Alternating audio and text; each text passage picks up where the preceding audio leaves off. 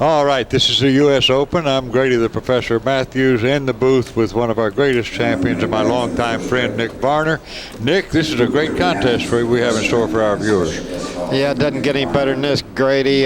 Johnny won the last stop on the Camel Tour in Nashville last Sunday night, and Jeremy Jones has been red hot this year. This is the fourth final he's been in. That's true, and this is the finals of the U.S. Open. I forgot to mention that 256 players to begin with.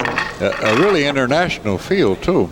Yeah, almost 25% of the field was international. 65 of the 256 was from other countries. Including 27 from Japan alone. I know, it was hard to imagine this week walking around here that this really is the U.S. Open, not the Japanese Open. I think they had how many players from Japan here? 27. And Buddy coined a nice phrase concerning that particular aspect of this star-studded event. He said, this is the only tournament I play in where there's 60 guys that can beat me.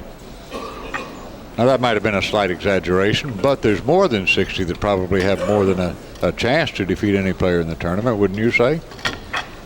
Well, I tell you what, this has been a tough field here, and although I question whether the 60 guys here beat Buddy Hall, he did win this tournament last year. Right. While we're having a little problem racking the balls, what's this about a new line of cues and cases you have out?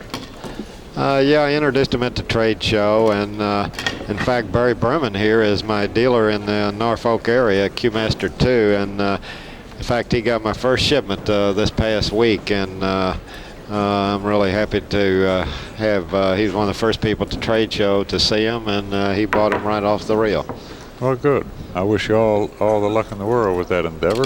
I'm sure they're quality products to have your name associated with them. I look for a great match here. I really don't see much advantage. Jeremy is totally unafraid, and I don't see any weakness in his game. He's a great defensive player, a terrific shot maker. His position skills are excellent. Archer might have a slightly better break, but not much. Well, when you play John in these finals, he's a tough customer, and Jeremy's been playing great to get here 4 times as tough as the competition is on the tour today in one season. That's quite a feat.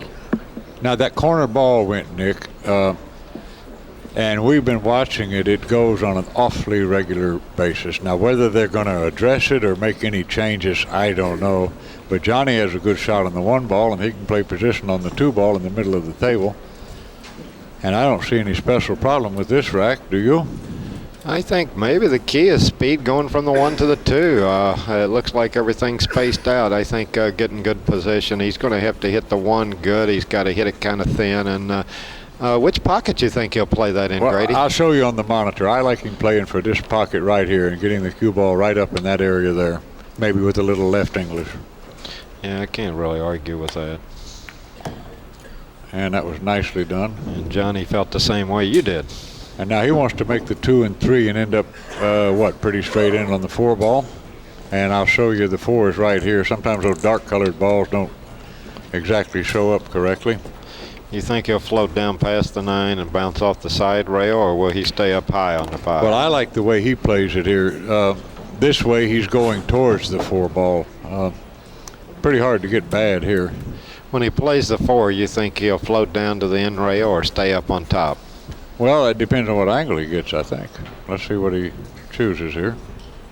I know what I do. Most of the time I just see exactly how I get on the 4 ball. Then I make up my mind what I want to do on the 3.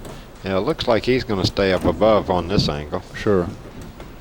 Well, he might even go up above the 9 here. What do you think? Yeah, I think he'll stay on top of the 9 because that gives him a nice angle to come up for the 6. And he's making it look easy because his speed's really been good here, huh? He's played every shot he's played. I'd like to be shooting at myself. Well, he just played a match on this table. Of course, the tables all played pretty much the same here this week. I thought they had 16 tables, and now we're down to 1. 30,000 first place, and that's certainly worth trying to win. Yeah, I tell you what, both these guys play golf. I wouldn't mind playing I saw Jeremy Jones before this match started, and he said, when we're going to play golf again? I said, how's 7 o'clock in the morning? Both of these guys are going to have 45,000. I said, see if Johnny can join us. That's true. Well, I tell you what, pal, if they win your money, they'll be too tired to spend it. Easy, Grady. Nice Easy, Grady. I'm just kidding you. Well, this is a lot of fun. We've had fun over the years doing these commentaries, and you're one of the greatest guys to work with. And, I'm just getting warmed up here, Grady. I know. Well, as long as you don't break out of the song, I'll be all right. All right, it's going to be 1-0 Johnny Archer as we speak. Well, Johnny's got to be pretty happy. He got a pretty nice rack to work with. That corner ball went, and I know when I'm playing, it always brings a smile to my face when that corner ball goes in on the break.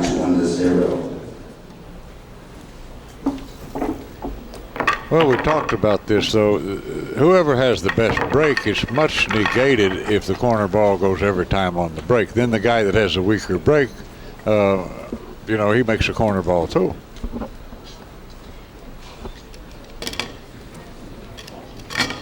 All right.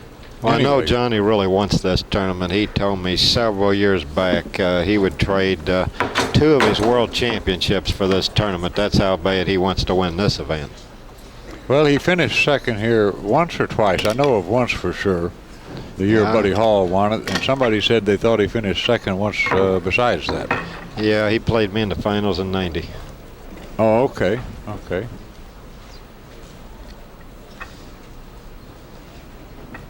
Of course, on the other hand, Jeremy is playing awfully well.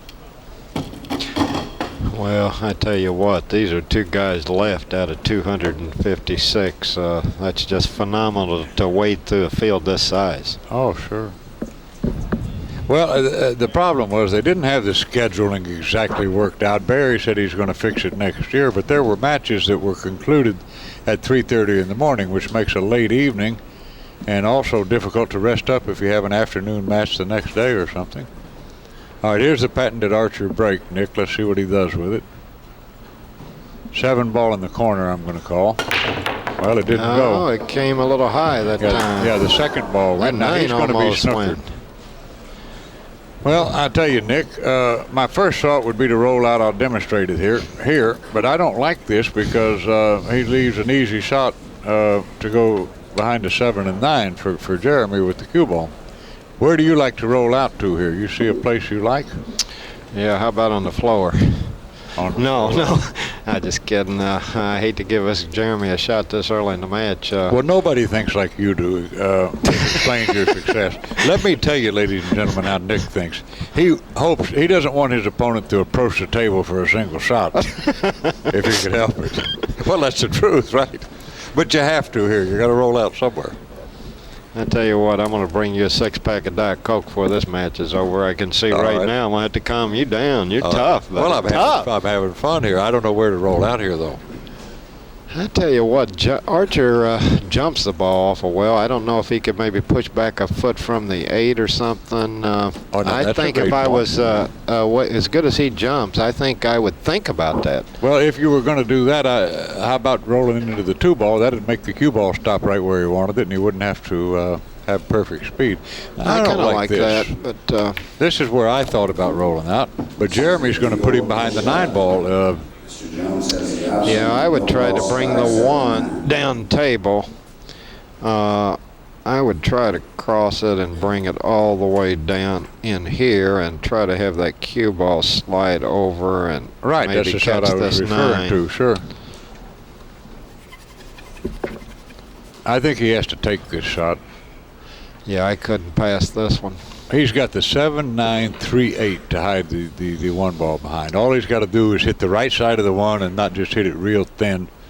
Well, the key here for me, I'd be trying to get him with this 3-8 rather than concentrating on the 9 because I don't want to lose the 1. I'd be sure the 1 ends up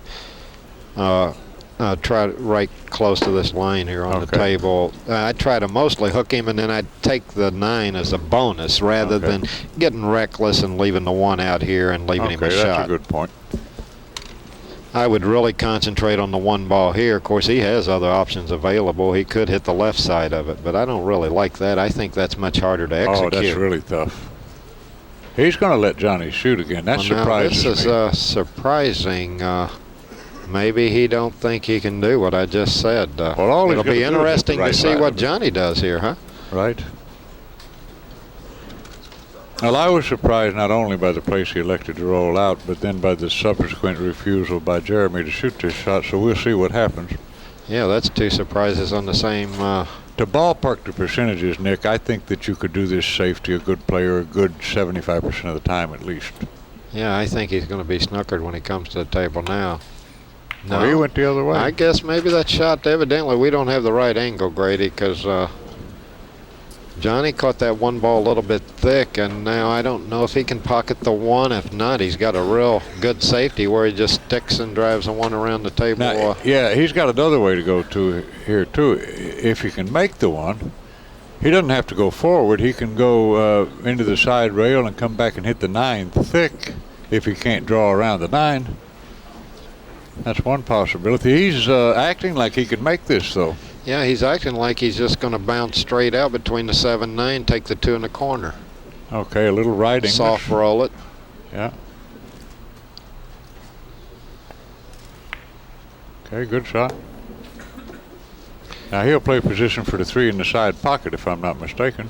Looks like he's straight in. He might have to play it in the corner. I'm not sure it goes in the left side. Well, I don't think it goes in the right corner. That's what he looked at. I don't know if he's got the angle to draw over. He may just stop here on the 2. Okay, if he's straight in, that would be fine. Sure. He may have enough. It looks like he may be drawn over. He may be going to have enough angle to go over for the side or corner.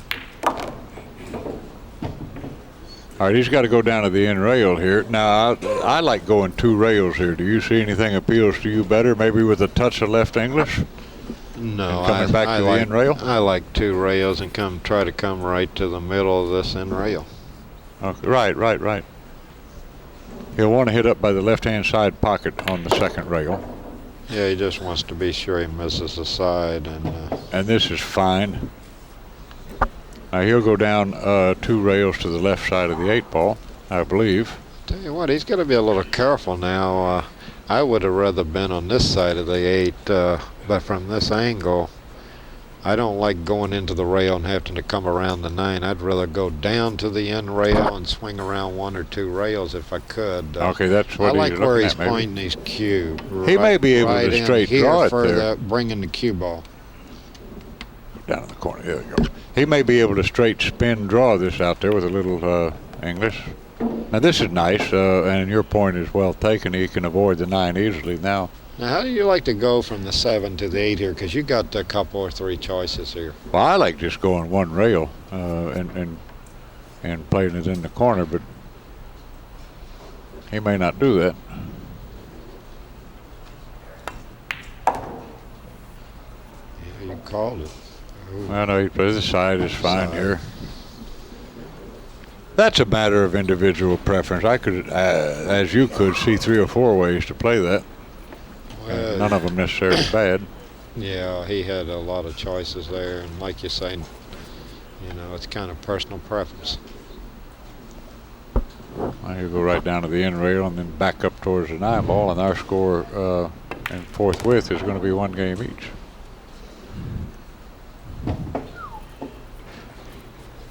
Yeah, I look for a good match. Jeremy's been playing great, and he's got to be hungry to win this U.S. Open. And yeah, well, Johnny shot 932. I don't think we mentioned that in the semifinal match. And one thing about Jeremy, he does play hard for his money. Oh, sure.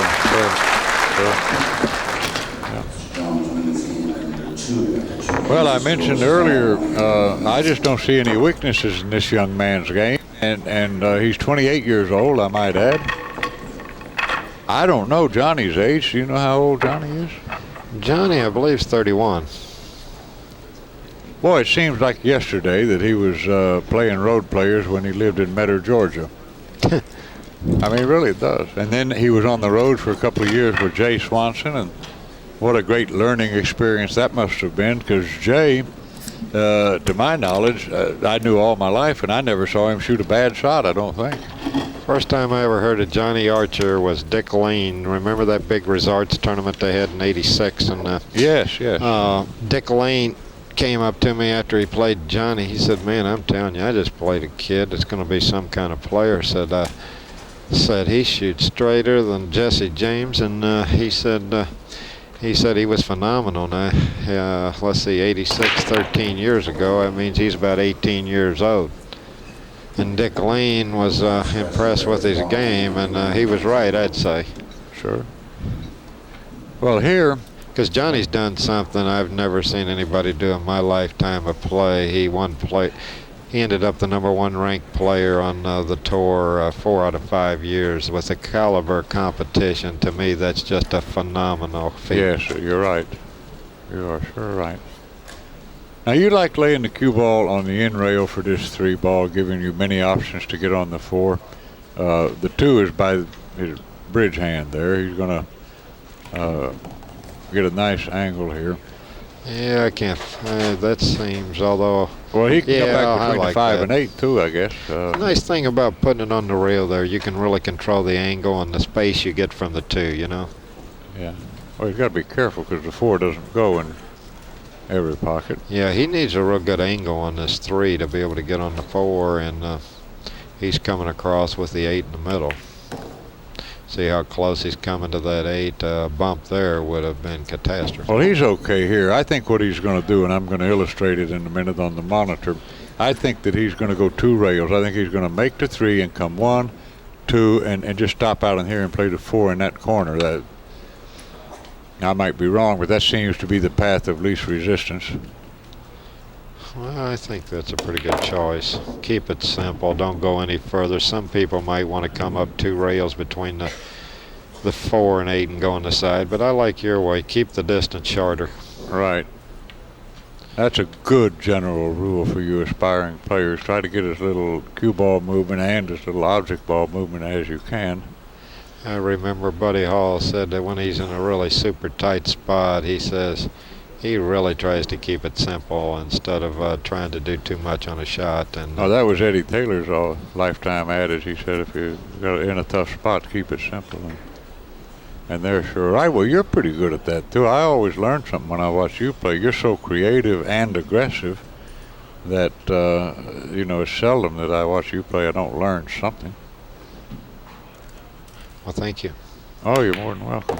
Now that was a nice shot because he moved the 9, making it a lot easier to play position on the 7 ball. Yeah, that shows that I think when a player does little things like that in a run, a lot of players don't even see that, but I think one of the reasons that Johnny plays so well in the finals is he just does little things like that, and it doesn't take much to either be first or second or such a small amount of difference. You know? Oh, that's for sure. That's for sure. Well, I remember this year you won Steve Miserak's senior tournament. One of them, you beat Jim Rimpey 11-10, and then Rimpey won my senior tournament. He edged you out 11-10. So you're right. Just the slightest little thing can make a difference. Yeah, I think he's got an angle here to go above the 8 here a little, or just straight back. Yeah, good shot.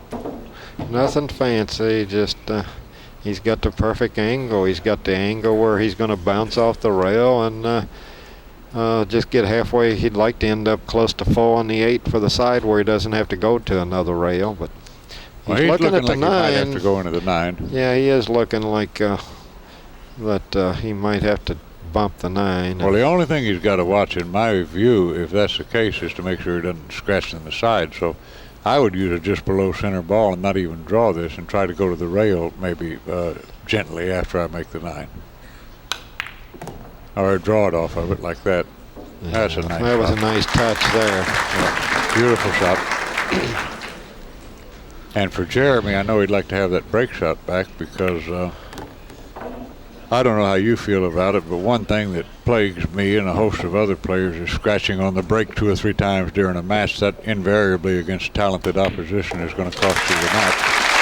Well, if you scratch twice on the break and if you lose 11-9, you probably lost the 2 games you scratched on the break. Yeah. So if you won those 2 games, you'd win 11-9. So that's how big it really is. Oh, sure.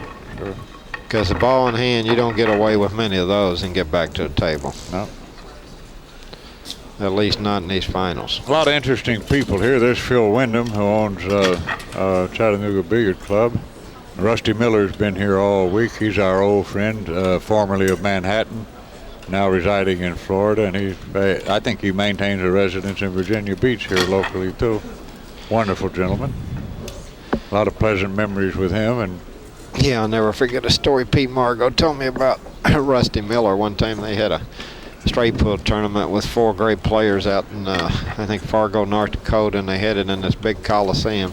Seated 3,000 or 4,000 people, and he said, Pete's from Manhattan too. He says, the first person I see, I look up in the top row of the stands, there sits Rusty Miller.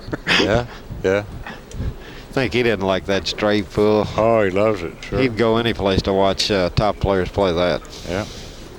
Well, he's been a genuine credit to the sport. You know, there's so many wonderful people.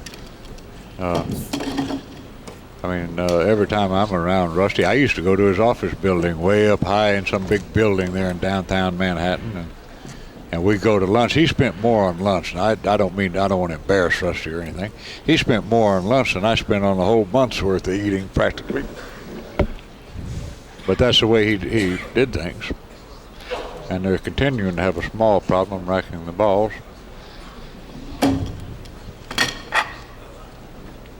That, of course, is Scott Smith, our wonderful tournament director.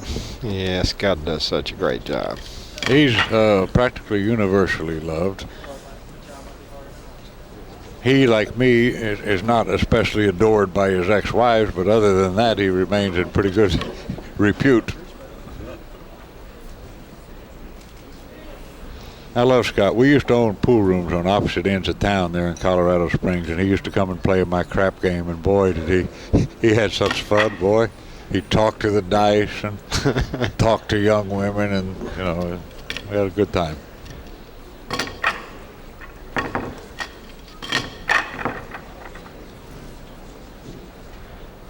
And that, of course, was when I was married to the stripper, and that lends itself to other interesting stories that I won't get into here. I'm just killing time here. I'm just lucky that Jerry Springer wasn't on the air in those days.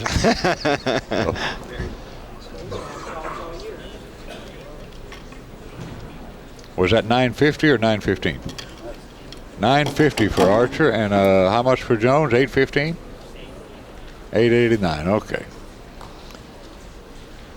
Well, 950 is highly respectable, of course.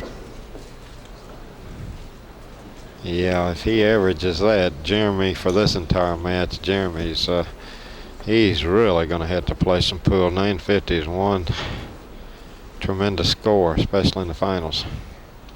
Although I remember once I shot 976 in a match and lost. No kidding? Who were you playing? Mike Siegel. Is that right? That's interesting to hear you say that, because I shot like 944 once and he beat me 11-4, see. I remember it like it was yesterday. I said, those stats can't be right. Well, he was a hard guy to beat, Nick. That's the truth. I tell you what, I told Jeremy, this is the fourth finals you played in this year. I said, I guess we'll have to call you, get rid of the double J, and we'll have to call you Mr. Finals here pretty soon. Do you think he's kind of straight on this? If so, he can just kind of stop the ball. He wants a slight angle to get from the 2 to the 3, which is on the lower right-hand side rail anyway.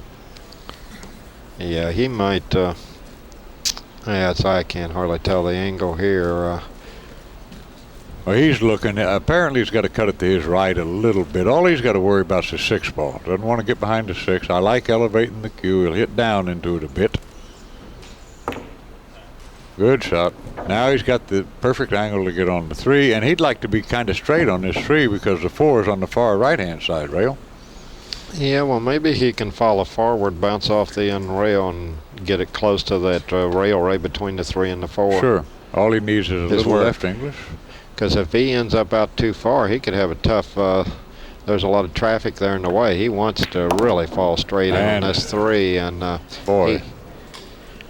You know, one of the reasons I think he ended up there is the fact that he was concentrating so hard, because that this run out really gets tough if he ends up with much of an angle. So he was really trying, I guess, a little too hard to get over there. But that's a hard shot. Now he's going to have to play safe here, Nick. And do you like thinning the 3 and coming back behind the 9? Or you like making a thicker hit and knocking it 2 rails maybe behind the 7 and the cue ball behind the 9? Well, I like getting it up table, but I think for me, I'm too close to the 3. I think he's going to think that too, but he's going to let Johnny hit this ball.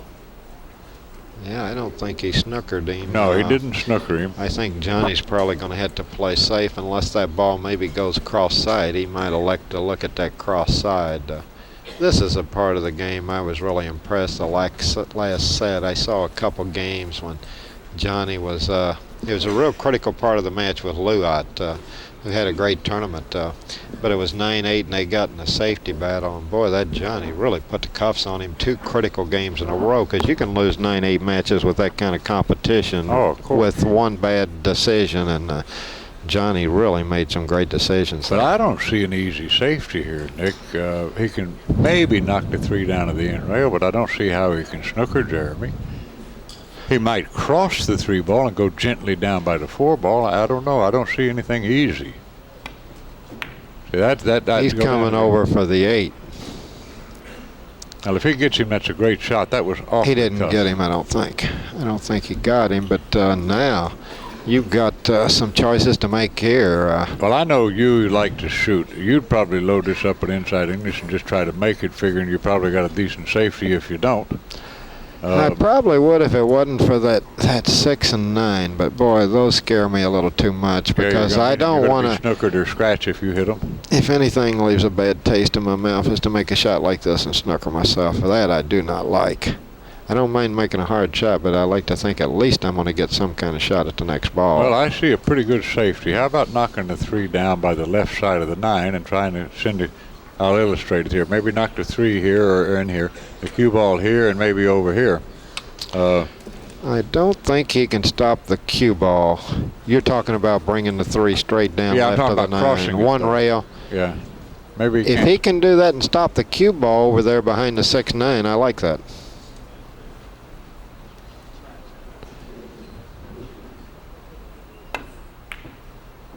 Well, now, see, that's what I didn't like.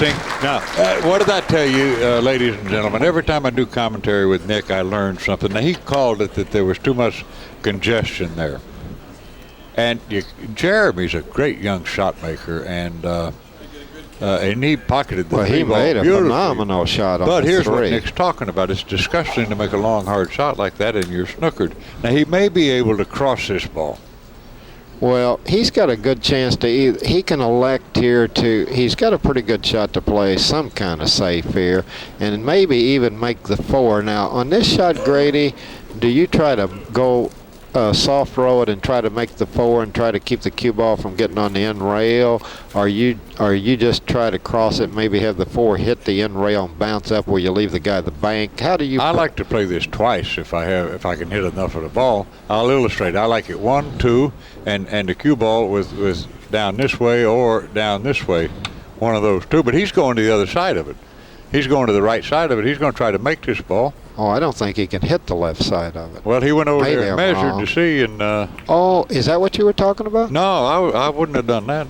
No, I meant cross it like a 1-pocket bank cross corner. I believe I would have tried to mate it, and if I was really going to try to make it, you had one other option there. You could hit it low and try to play position on the 5, get over there between the 2nd and 3rd diamond, but those are hard shots. Now, this is interesting, Nick. Do you think he can make this? From my vantage point, I don't believe he can make this ball. And I don't even see how he can knock the 4 out of there without getting a kiss. All right, it looks like he's going to use low left English, but I don't know that he can make this. He might be 2-railing it. No, he could make it. Okay.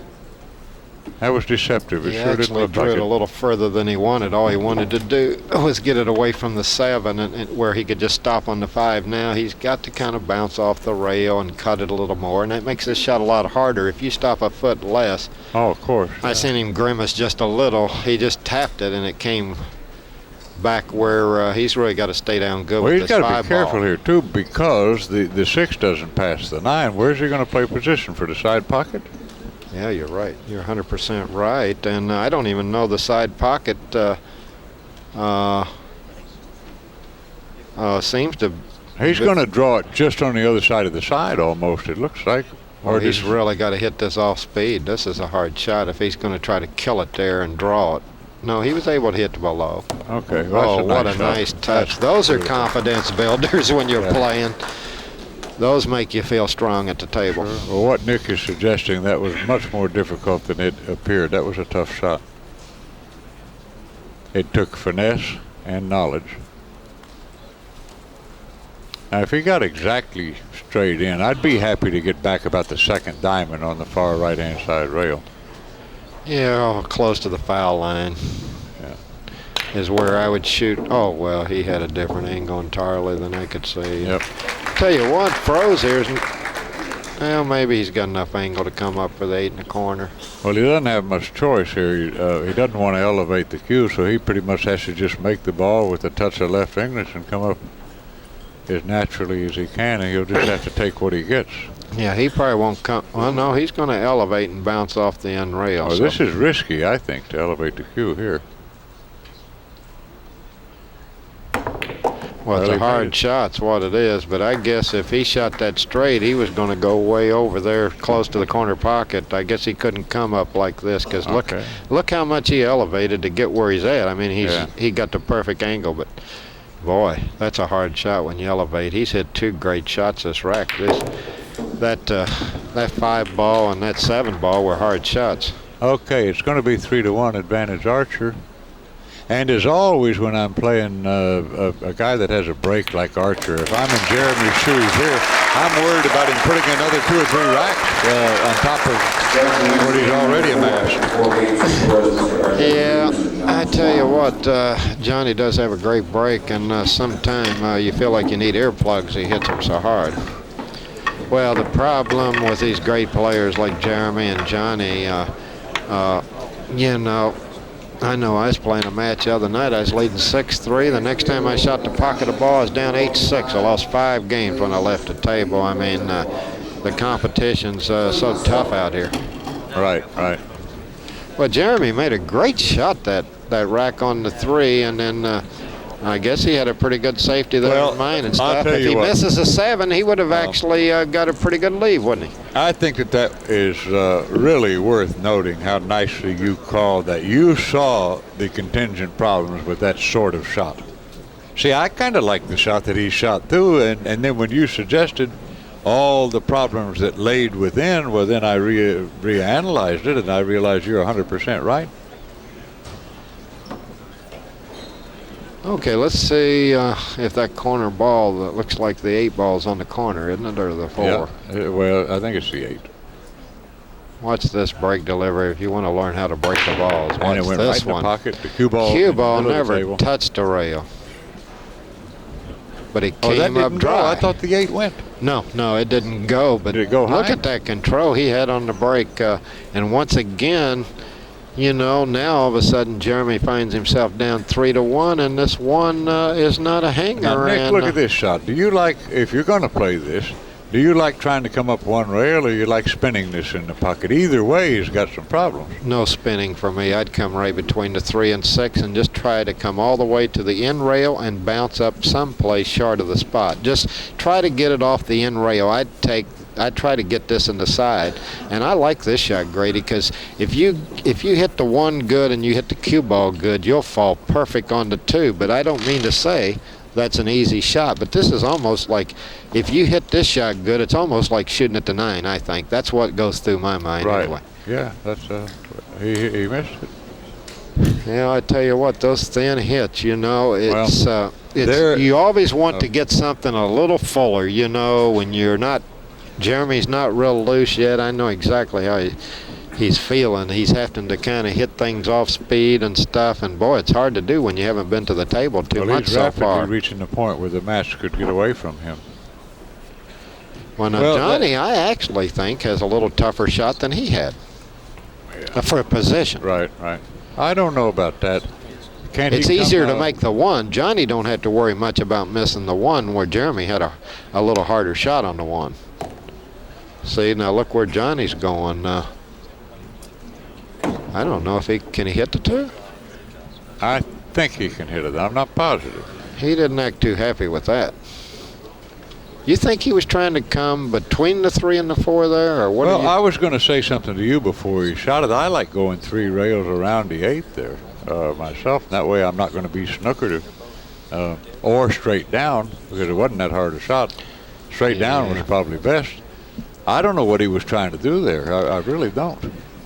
Only thing I can think, but boy, on that angle, I would have never thought about. I would like to come between the 3 and 4, but I thought he was too thin. But I don't really know what he was trying there. But I know one thing: if he can see enough of this 2 to hit it, this is a shot. If you have to soft roll, it's a hard shot to pocket, I think, especially under pressure. He got it in. That's a good shot. Gets a lot easier from here now. Well, he's got to feel a little more comfortable now. Sure, but he's got to get from the 4 to the 5. Right now, the 5 doesn't pass the 8 in the corner, and he's got to get from the 5 to the 6. What I like to do here, Grady, is I like to slide. What I key on here is when I bring the cue ball over, is fall straight in on the 4, where I leave myself that angle where I can come straight over to this rail for the 6. Okay. And he's maybe going to have to bounce off the rail. But see where he's pointing there? He wants to cut that 5 right, so that the cue ball goes toward the 6. And all he needs is get off the rail 4, 5, 6 inches, and to have. He wants to be fairly full on the 6. He don't want to be too thin. Right. Well, I tell you what. But he doesn't want to be straight, see where he's though. pointing his cue right there is where he wants to be. Yeah, he's got a bit of a problem if he ends up straight in on the 6. Oh yeah, that's big trouble. I think he's got an angle where maybe he's a little straighter than where he can't bounce it off the rail. He may have to finesse this over there. Let's see. Okay, he was. No, he had it. Well, really, that's. It's about ideal here, yeah, I think. He's really had good control of the cue ball tonight, sure. hasn't he? Yeah, all he's really got to do here is roll it in the pocket. Yeah, he's playing very well. He's way up in the 900s.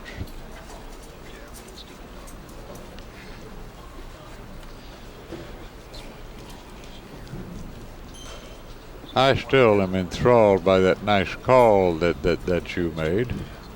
Well, thanks for the compliment. Oh, you're Grady. welcome. But that might win me some games in the future. Especially all of us, we get excited, and you're in the heat of battle against talented opposition, and you want to shoot, you want to be a little aggressive, but you're suggesting intelligently so is the route to go.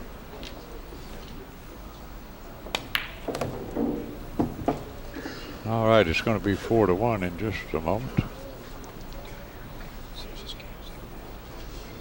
All he's got to do here is stay away from the side.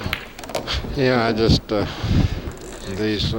looks like Johnny's going to get the game number 5, and looks like he's going to build up a 4-1 lead. So Jeremy's got to hope to get to the table soon. May I ask you a question, Nick? Those 2 back-to-back titles that you won, did you come off the loser's side or the winner's side? Or do you remember? In '89, I came off the winner's side. Played Kim Davenport in the finals in '89, and in '90, I came off the loser's side. Okay. Well, we were trying to figure out, we don't have any statistics on this, about who had the best of it, and we came to a general consensus that we thought that the guy that came off the loser's side might have a slight edge. I think he does, unless he really got in the loser's side early. Then I think mental fatigue and physical fatigue could come into play. But right, but if he's just got in the loser's bracket the last day, then fatigue shouldn't be much of a matter. But I know I've seen a lot of guys win 6, 7, 8 matches and get to the finals and then just not play. They finally just kind of run out of gas. Not so much physically even, maybe, just mentally. The pressure just keeps, you know, finally their mind just seems like they just don't start thinking as clear. I know it's happened to me a lot. Oh, sure. Well, 9:45, Clip Archer is currently shooting. Okay, now the 3 balls on that corner this time. Let's see if that goes, because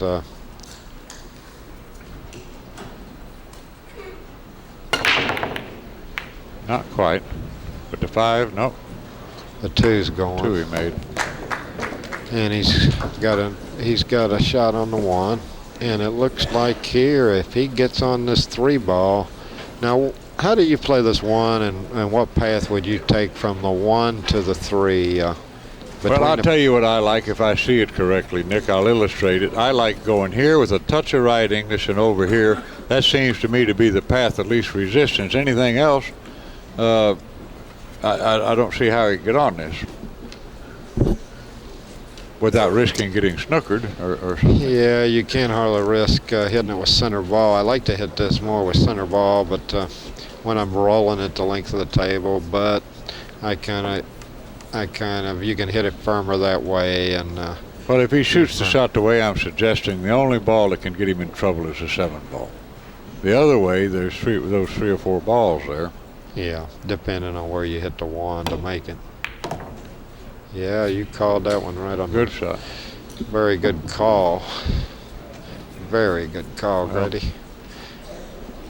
Well, much to that. That seemed to be the only reasonable route. But now, if he's got kind of straight, Nick, he's got a problem here, doesn't he? Yeah, he's really got to hit this 3 nice to control the cue ball, because the 6 is kind of interfering in his comfort zone, because that's kind of the direction he'd like to be going. But now he has to be sure that he doesn't get behind that 6. Oh, he got a little below this. He's going to punch the cue ball out between the 4 and 6. And I suspect maybe over to the rail and out a few inches like this. That's perfect. Nice shot. Very nice.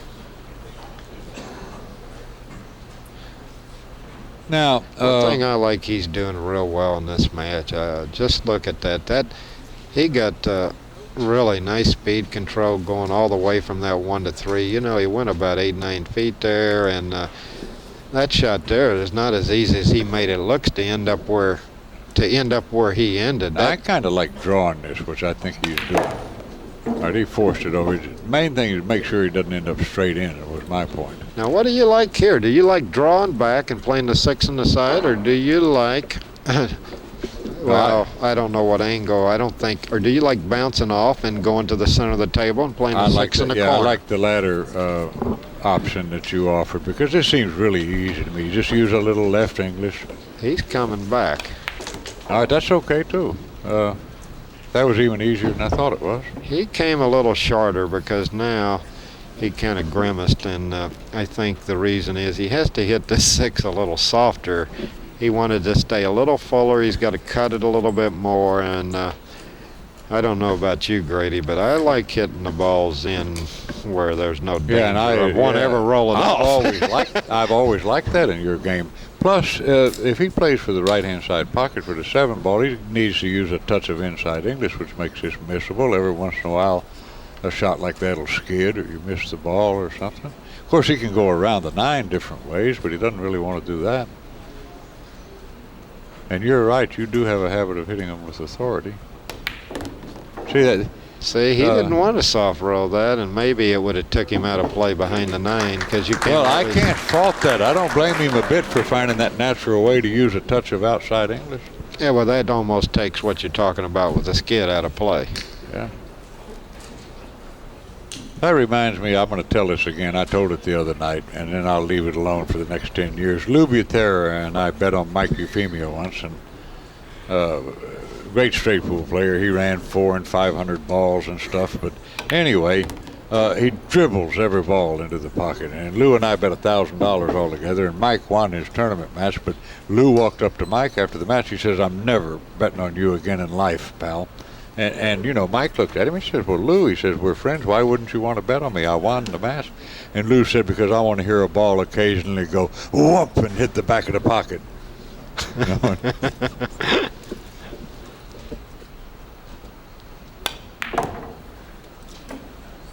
All right, but real quickly, Jeremy's pocket billiard life is becoming shortened. He's going to have a hard way to go if Archer continues to play like he is, and I think he's going to be up even higher in the 900s after this rack. Well, what impresses me about Johnny's game this match is he's really got that cue ball on the string tonight. Winning game number 6 after 6 games, the score is Mr. Archer 5, Mr. Jones 1. What is Johnny Archer shooting at the moment? Our status, 956. Our statistical department informs us. You know, one thing I've noticed over the years, when you had to play guys like Johnny and Siegel and Strickland, Buddy Hall, usually when you get done playing those guys, you play one of the, usually you have played great pool. You just very seldom get a chance to beat players like that and play mediocre, because they just don't seem like they very seldom have those games, especially at this stage of a tournament. I'm not going to mention names or anything, and I don't know all of them, but you had a hot streak that lasted at least 4 or 5 years, and they had certain players from the East Coast that marveled at the fact that they never beat you once in that 4 or 5 years. They played you 10 or 15 or 20 times, best players in the world. They never even come close to winning. I haven't forgotten that streak. I'll never forget one time a guy told me they were laying 2-1 and I was down 10-4 going to 11, and they were like, now that's how hot that streak was. I'd like to see one of those one more time. Well, I don't know if you'll see it again. There's a lot of parity in the sport now. Yeah, it's... Well, one thing, Jeremy just has to hope to get to the table 5-1. With players of Jeremy's talent, they can come to the table and they break good. They can make up that ground in a hurry. So I know Jeremy's just hoping to get up there to shoot a ball in. Yeah, and interestingly, 3 ball went straight in. The 9's going toward the corner, and look at this, Grady.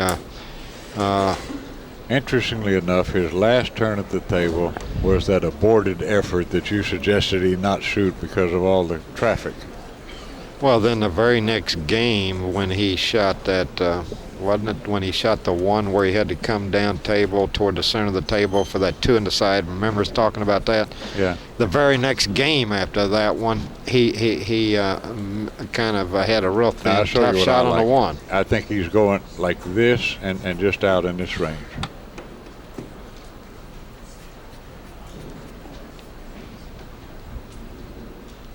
Yeah, I think you're right on the button.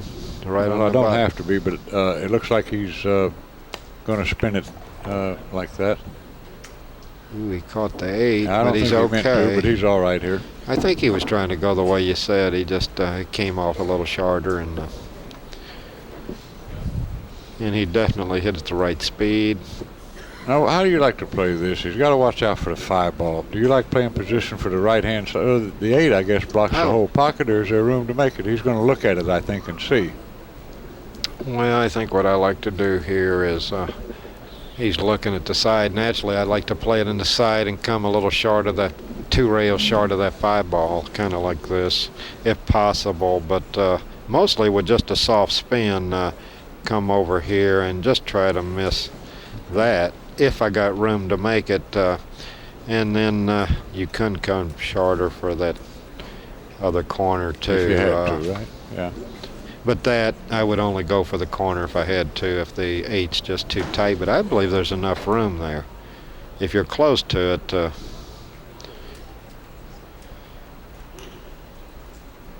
he's going to put a lot of spin on this. No, he's coming back. Well, nothing wrong with that. That allows you to shoot it a little bit harder. Now you but he's got to hit this good here. You like the low left English and over to the side rail and back above the 5. I'll illustrate. You like this and back over here? Yeah. Yeah, that's what I prefer.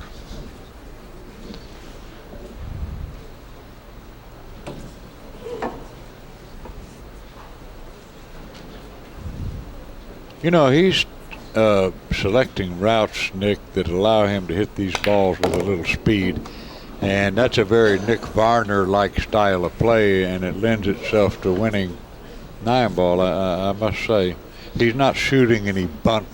He played a poor match here during this tournament, and that cost him playing tentatively and hitting balls, rolling them towards the pocket, and so on. He's playing everything with authority. I'll tell you what, I like the back of the pocket in 9 ball myself. Now, the game that you like to play, it's a little different story. Sometime close to the hole is perfect. Well, I wish Lloyd's of London were here. I'd like to take some odds on him running the set out. I mean, that could happen. Well, I tell you what, I saw this guy run the most racks I ever seen run. I saw him run 13 against Francisco Bustamante a few years back, 5 or 6 years ago. Yes, that One of the was most unbelievable sets. Francisco won the flip and broke and didn't make anything, and that's the last time he came to the table in a race to 13. It was unbelievable. Exhibition of 9-ball. I think it doesn't really matter much what angle he got here. This is very workable. Well, just see how what you're talking about running out the set. I mean, he just controlling this cue ball like he's got ball in hand every shot almost, Grady. Yeah. I mean, he's had some shots where he's making that cue ball go a long way to the next ball too, and just look how close he's coming. And he's also to just had perfect 9-ball. some intricate position shots that certainly were not easy.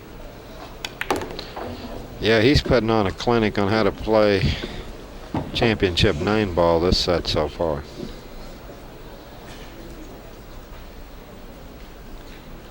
Well, you just never know. The momentum gets going one way or the other. Well, I know one thing.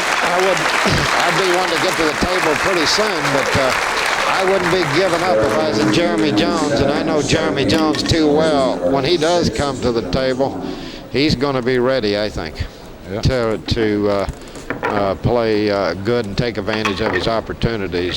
Johnny's got the pressure on him where he's going to have to, but 963. Well, that's about as good as you can play the game. yeah, it doesn't get much better. I never forget. I'll tell everybody this. I beat Buddy Hall 11-0 once, and I felt good about that. And Nick beat me 11-0 about a month after that. So momentum is everything. You know, it's just like you watch a football game. I've seen Notre Dame play a great game, and then they'll lose to, you know, a weak team. You never know. Yeah, well, you're exactly right, Grady. The momentum in this 9-ball, it's wonderful. It's wonderful right now if you're in Johnny Archer's shoes with the momentum on your side. You're playing flawless, but I've seen that momentum change hundreds of times the opposite direction. Well, you remember the time that now in Jeremy's favor is the fact that the corner balls go in every game. You remember the time that you beat Siegel when he was 9-2 ahead of you? When you finally got to the table, Mike thought he had lost the match, and he's ahead 9-2. I'll never forget what he did. My wife was sitting right behind him in the stands, and this is a true story. He turned to my wife. He had me corner hooked, and he was leading 9-2. He turned to my wife, Tony, and says, "I tell you what's going to happen here. He's going to kick this ball in, and then he's going to beat me the set." I still can't believe it. I can't believe he said that, leading 9-2, and had me corner hooked. I don't even have to hit the ball. All right, we're going to take a short break along with the players.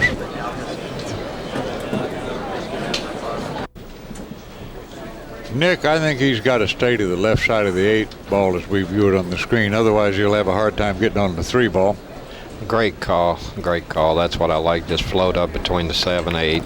No, he went to, well, that's all right, too, because you're coming perfect. That's better, really. That is better. Now, go ahead. Yeah, I like where he's pointing his stick. Just draw back a couple or 3 inches to give you a little more angle. And you're going to go 2 rails or you're coming up 1 rail. Now, he's also looking down here on the end rail. This is a hair tricky. He's got to be a little careful here because he's down 6-1 and he just can't afford no slip-ups here. No, he must have this game. He must get this game and get to that break shot to put some pressure on Johnny. And I think he's got where he can float right between the 5 and the 8. Right, he has. And he wants to get down there a little bit, too. He wants to get down close to that foul line, Grady. He can't stop up around the 8 because then he'll have to soft spin the 4 for position on the 5. He needs to get down. Yep, you're right. And he's done that, but did he go too far? He's floated over by the rail, no, and okay. he's great. He got a friendly tap there. Now, he's going to draw this back 1 rail. But he's thinking pretty good because he's seen the importance. A lot of players, you know, they all think, well, any place between the 5 and 8's okay. They end up thin and they miss a 4. And he was really astute there on, he knew he needed to get down a little bit pretty deep on this 4. And now now, once he makes the 4, he's got to elevate a little bit, so he's got to stay down with. He's got a little more work to do. The 6 to the 7, he wants to get the right angle on the 6 ball. Yeah, and he also, Grady, I think I noticed in my game that sometime I get too careless here and leave myself too long on this 5, and then it's hard to get that angle you're talking about on the 6. So, well, while we're at nice that, what angle close. do you like on this 6 ball? Because he can't mess around with risking getting behind the 8. I know one thing. I want to be coming down this end of the table, this lower half of the table on your screen. I do not want to be going up on that other end where you break from. I agree with you. I am going to definitely be far enough up because I can go 2 rails or come out with a little reverse. That's what he got here. This is beautiful. Now, how do you go here? He acts a little unhappy. He wanted to come straight across. I go 2 rails here. It doesn't look like a bad angle to me. Don't you just go around the 9 here? You go on top of the 9 or underneath the 9? Well, I go underneath it if I see the angle correctly. Well, the only... I get in a little trouble going above it unless I can straight draw it. Okay, let's see what he chooses to do. And you called it right on the button, and what a nice touch. He's going to get that little bounce, nice speed control, and now he won't have to shoot the 8 throws off the rail. That was just, that was really a nice touch there. Well, really, if you stop and think about it, he made that really difficult 3 ball that got him behind because he snookered himself, but he really hasn't missed any balls that I can remember. So no, I mean, Johnny, what's he shooting? 963. So Johnny is playing, he's trying to take it away from him. He ain't waiting to give him no chances if he can help it. And he's drawing straight over to the end rail. Yeah, he had to go all the way down. And ooh, he wants to stop a little now. He got a little thinner than he wanted on this 9, so this is a case. You know what I think is important on a shot like this, Grady, is when I miss this shot, I find that I move my head. What I try to concentrate now on this shot as much as possible is really, I like to see the collision here. I like to concentrate on just staying down. Okay, that's a good point. The greatest players in the world, when they make poor shots, they don't usually stay down. Okay, good shot. That's a nice shot on the 9. And, okay, 6 to 2. I can't wait now to see what Jeremy does with this break, because I know he's got tremendous firepower behind this break, and he needs to call on it right now. What is Jeremy shooting, if I may ask? 833. So he's decidedly behind Johnny as far as.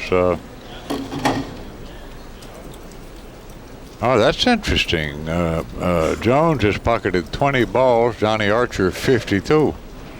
Yeah, that's 2.5 times as many almost. Yeah. Nick, I might add, to any of you that don't know, is a proud college graduate. Where did you go to school? Did you go to IU? Purdue. Easy. Purdue, okay. I knew it was, but it was in Indiana University, right? That's our biggest rival. Yeah. Oh, well, I'm sorry I said that.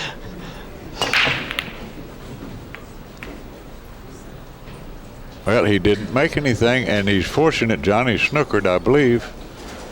Now, if he can Johnny's, see the edge here. I think that he's got 2 options. I'm going to illustrate this. Oh, well, you do it. Go ahead. No, go ahead. Well, it doesn't matter. I think he's going to thin the one, or even over here, and the cue ball down here, being careful not to scratch.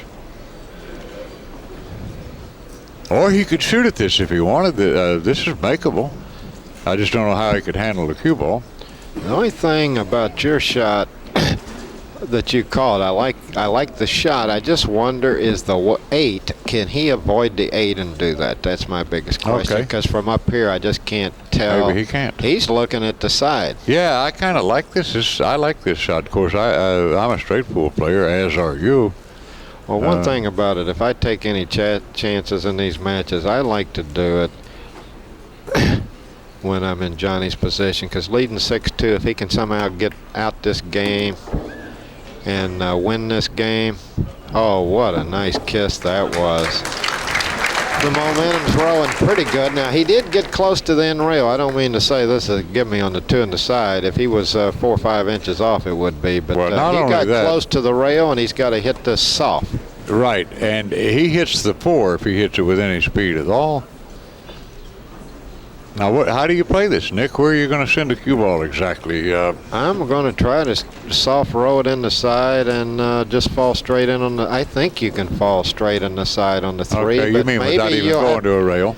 I mean, I can't tell exactly from up here. He might have to go all the way down and bump the 4. I mean, on the monitor here, it looks like he might have to go down pretty far. That's not an easy shot.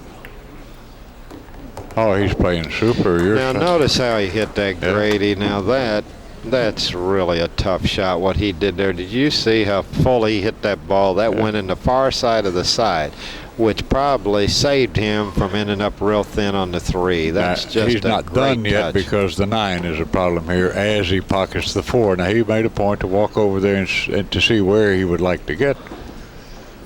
Well, I think the problem is I don't know if he can draw underneath the 8 ball, which is what he'd like to do for position. If he has to go all the way down, no, he ain't going down the table.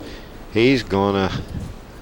I tell you what, can he avoid the 9? I don't think so. No, he can't. So how about hitting the 9 on the side and going down to the end rail and then back up towards the 5? Well, if you can't draw lower and miss the 9, I don't think I'd try anything else except what you say. If I didn't. Well, he might make the 9. That's a little consolation too if he hits it with just a medium speed, right? Yeah, I never count on that. But no, but I'd be more interested in not getting any lower than that 9 is on the 5. Right, exactly. Full, well, that's what he's going to do. There. That's what he's going to do, and he's even going to use a touch of writing this.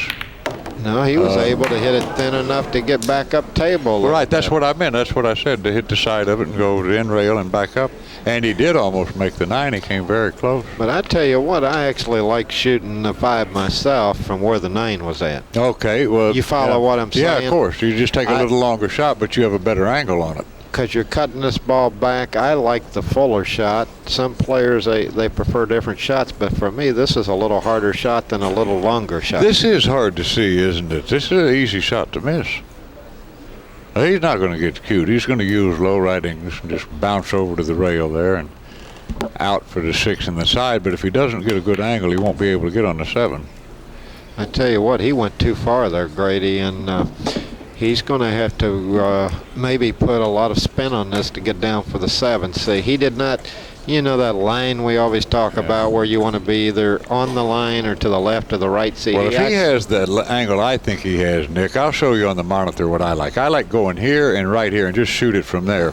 And that will enable me to make the 6 a higher percentage of the time. And I'll get on the 7 ball 100% of the time. It's just a little harder shot. Yeah, I think he's forced into doing that. I don't think he maybe can get above the side. No, he's trying. He was able. Wow. That's a nice shot. There's a big difference between shooting a 7. Well, I was going to show you, but there's a big difference in being. This makes the 7 twice as easy. Oh, right. I didn't know that he could do that. That was a beautiful stroke. Big difference. What a nice stroke.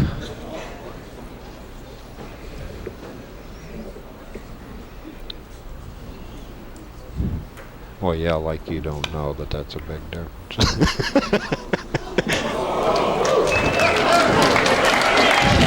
He's looking for the sky on that one. He is happy that that one foul.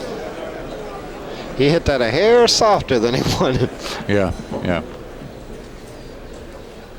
Well, Jeremy hasn't really played that badly. He didn't make a ball the last time, and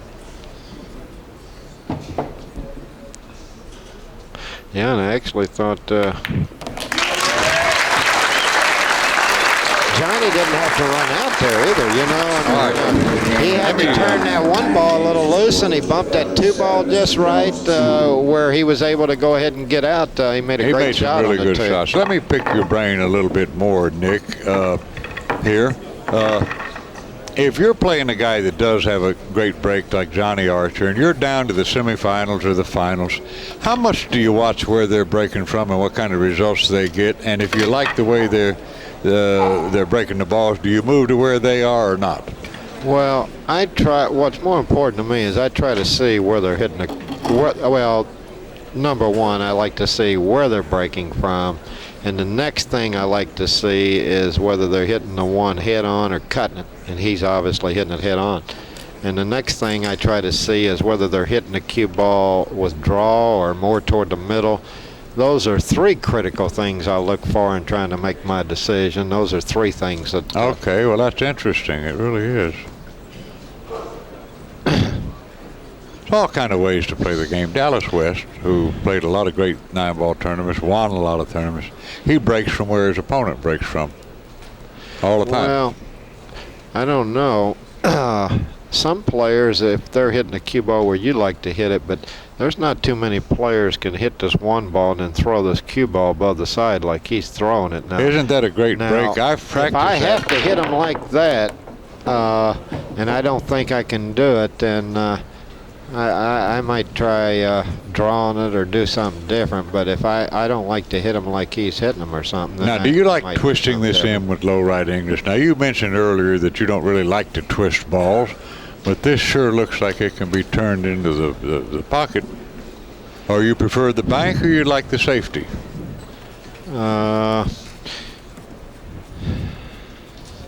You know, the only thing I don't like about twisting this in is you don't have to get position. You could hit a lot of balls. Oh, that thought occurred to me, sure.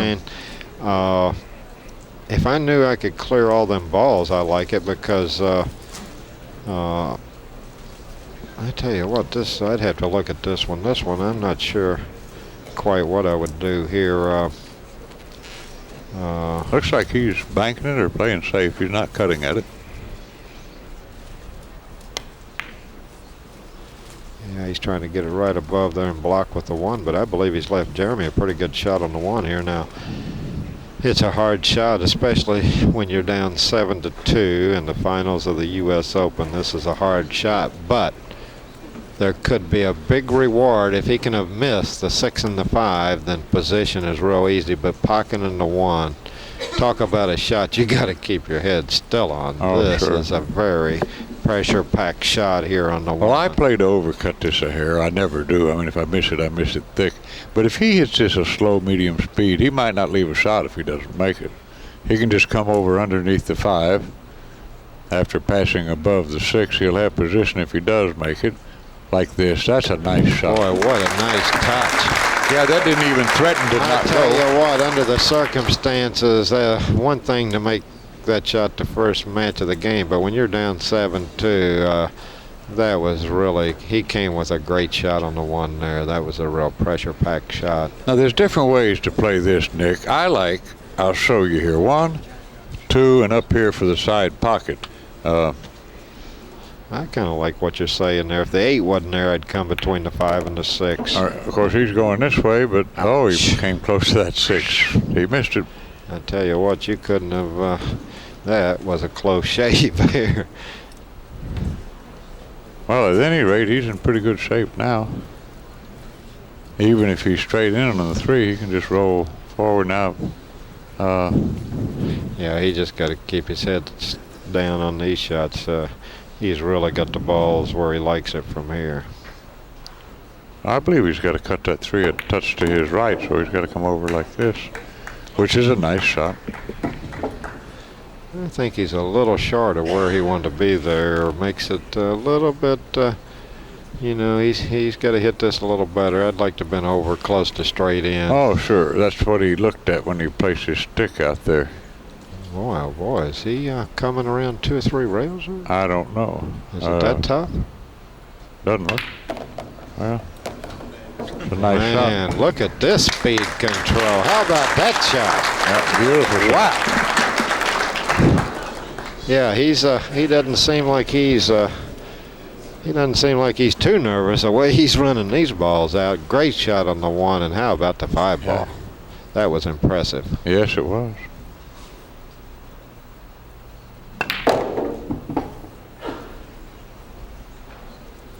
Well, I predicted about a year ago that this guy was going to win tournaments and lots of matches, and son of a gun if he's not having a great year. Boy, did you hit the nail on the head. Yeah. This guy is... he also plays terrific 1 pocket. You don't have to tell me that U.S. Open 1 pocket tournament, I played him down around the semifinals there somewhere. He taught me a lesson. Oh, right. Well, that's a rarity. You win most of your 1 pocket matches. I wonder if he got a workable angle here. Well, he looks pretty comfortable. He's not looking at it too long. Oh, yeah, he was okay. All right, our score in just a second is going to be 7-3 and certainly reachable for 28-year-old Jeremy Jones, who, by the way, I don't think we mentioned this, resides in Jacksonville, Florida. He's originally from Baytown, Texas. Now, here's another place where Buddy or you or Archer are going to move the cue ball. He didn't make a ball the last time. I hadn't had good break results. I would sure have to consider moving over to the other side of the table. Well, this is my thought process is on this break. If I was in Jeremy's shoes, which I wished I was, but at least I got the best seat in the house here. But yeah. I myself would have to think about cutting the one from the same side and trying to make the 5 ball with low English. But he's going to the opposite side, but he's changing something. Oh boy, he hit it with low. Notice that? Yes, I did. He drew that and that corner ball. Now, if that corner ball starts going, being behind 7-3 don't sound too bad. You know what I mean? And he pocketed 2 balls on the break. But if the one goes, I don't think it's a full pocket. And I don't know about you. He may not even have a pocket here. A little bit smaller pockets like these are. If you've only got a half a pocket, you've got to be close to that ball and straight in to really have any accuracy.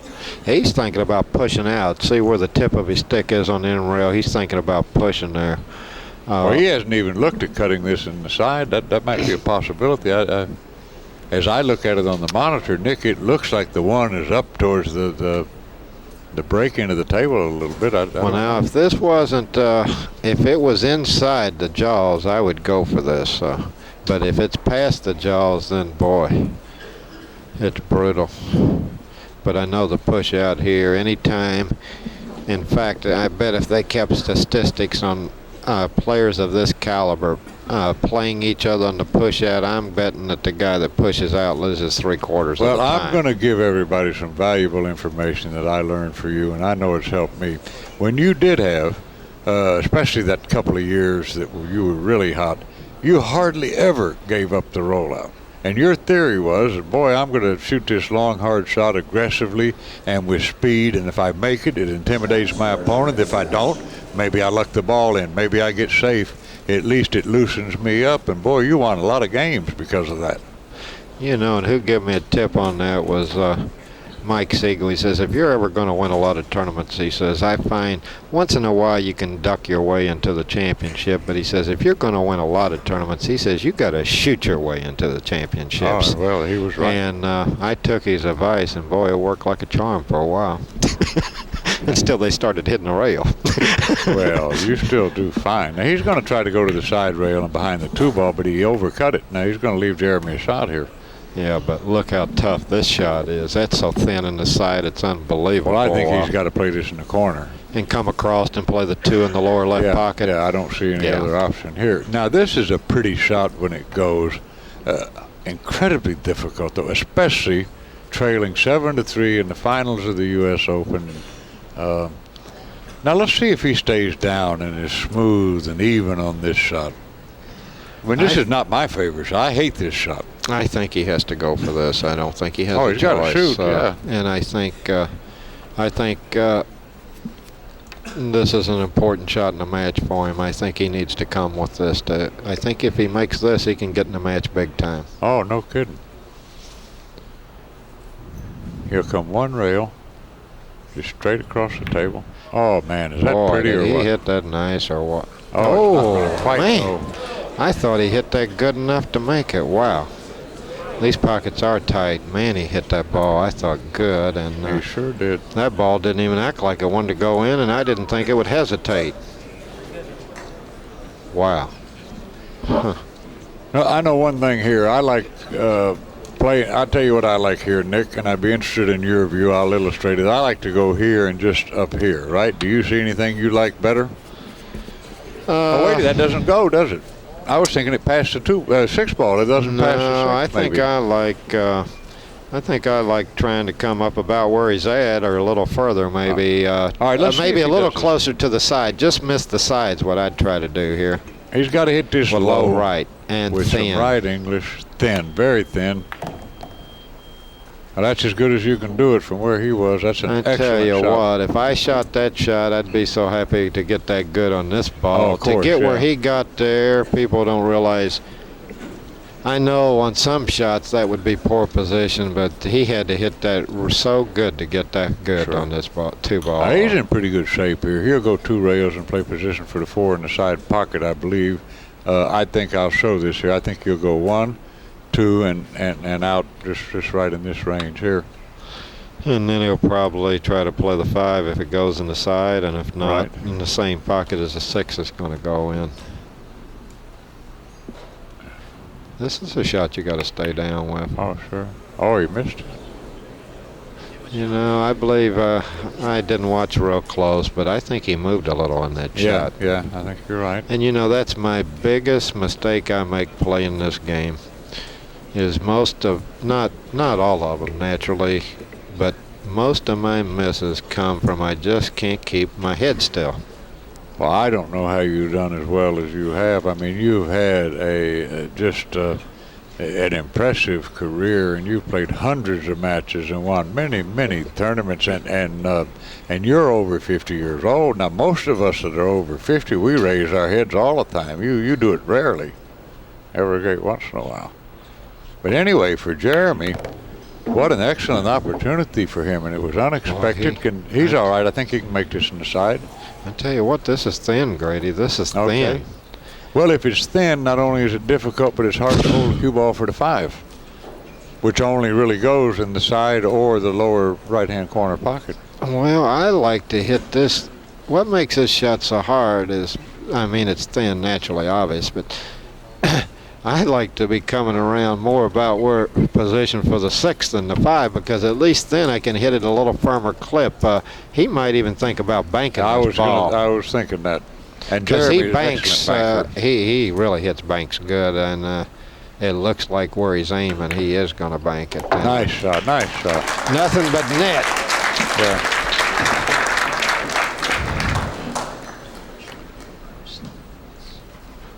Well, this is a lot of fun. It's turning into a lot more of a match than Johnny wanted. Well, it's not too hard to see why these 2 guys are in the final watching them play this match, huh? Right, They're putting on, both of them are putting on a clinic on how to play 9-ball. What a great tape this is going to be, huh? Oh, sure. I mean, we just haven't hardly had any mistakes in this match. They've just been, Jeremy's just, he's made some remarkable shots to be under the, you know, he's really under the pressure because he has to win almost every chance he gets because he's fallen behind in the match. Yeah, he showed some courage, too. And now, you know that 1 ball that he hit, Nick, he only missed that by 1/100 of an inch or something. I mean, he almost made it. He stayed down. He followed through. And I think what Nick is saying, folks, in another way, this could easily have been 8-1 or something, Archer, if Jeremy doesn't fight back. Oh, yeah, it could be over. Right. It could be over. All right, 7-4. Game number 11 after 11 games. The score is Mr. Archer 7, Mr. Jones 4.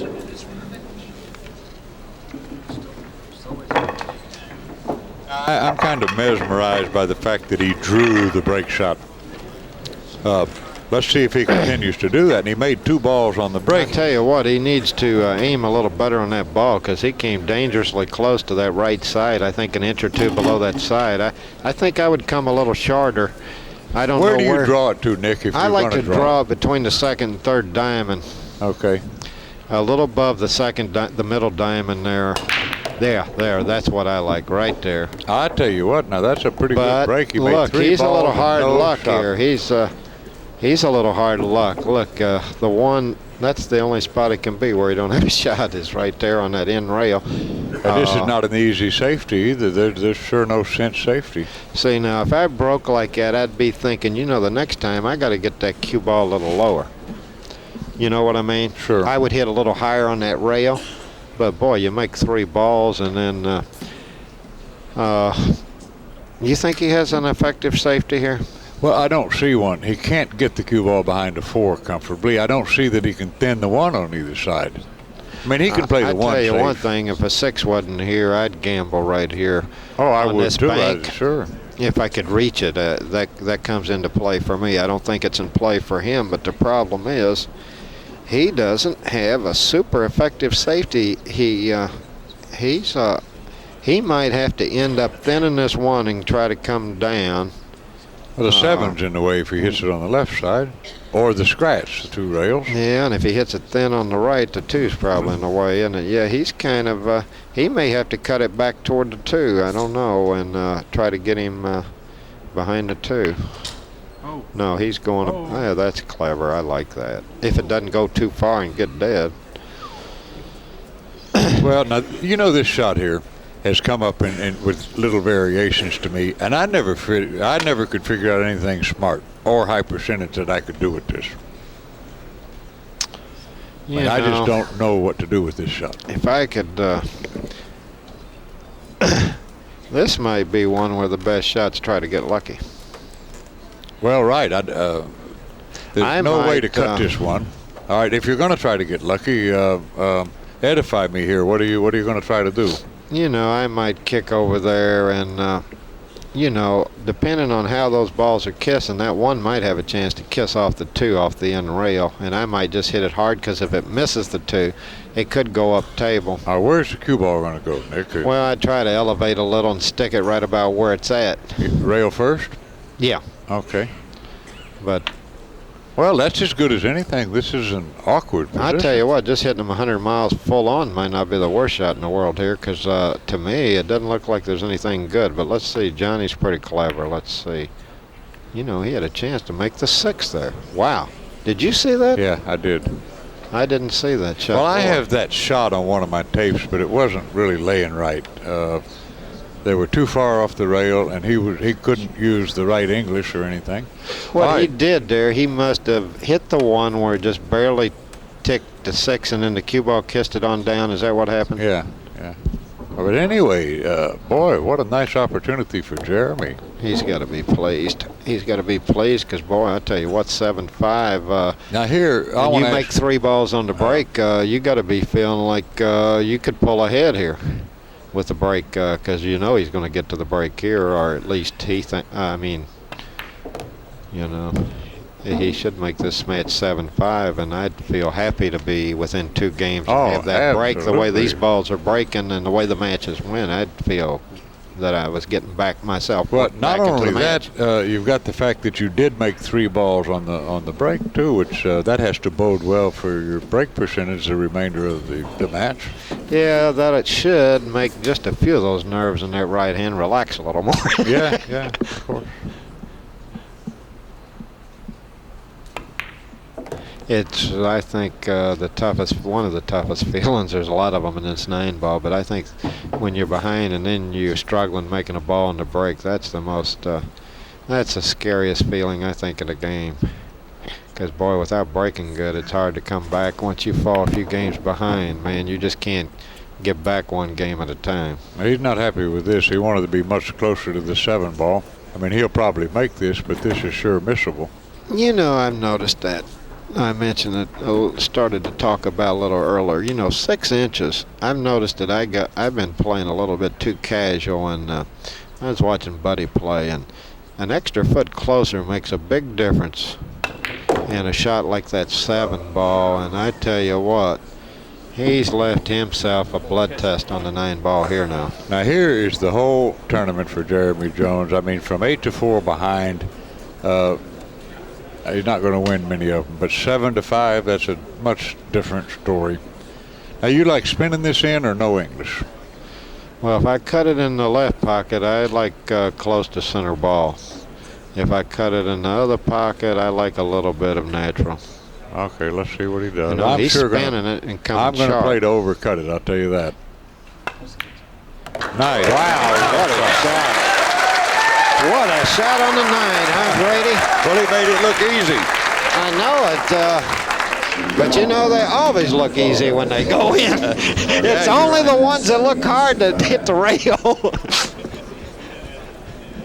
But I'm telling you one thing, I don't like that shot on the 9 there, Grady. I tell you, no matter how I play it, to me, that is a difficult shot. And when you're down 7-4 against Johnny Archer, to me, that is extremely difficult.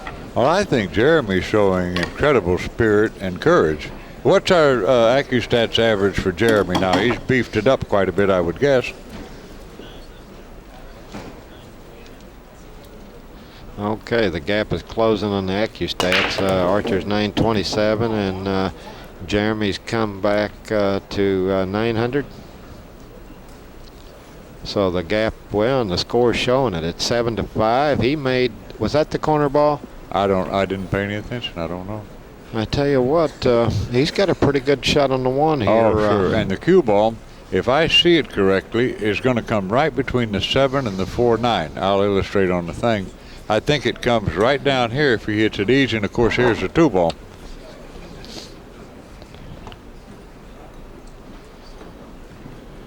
All right, this is okay too. No, he's going to draw between the 3-7. Right, which I say that's fine.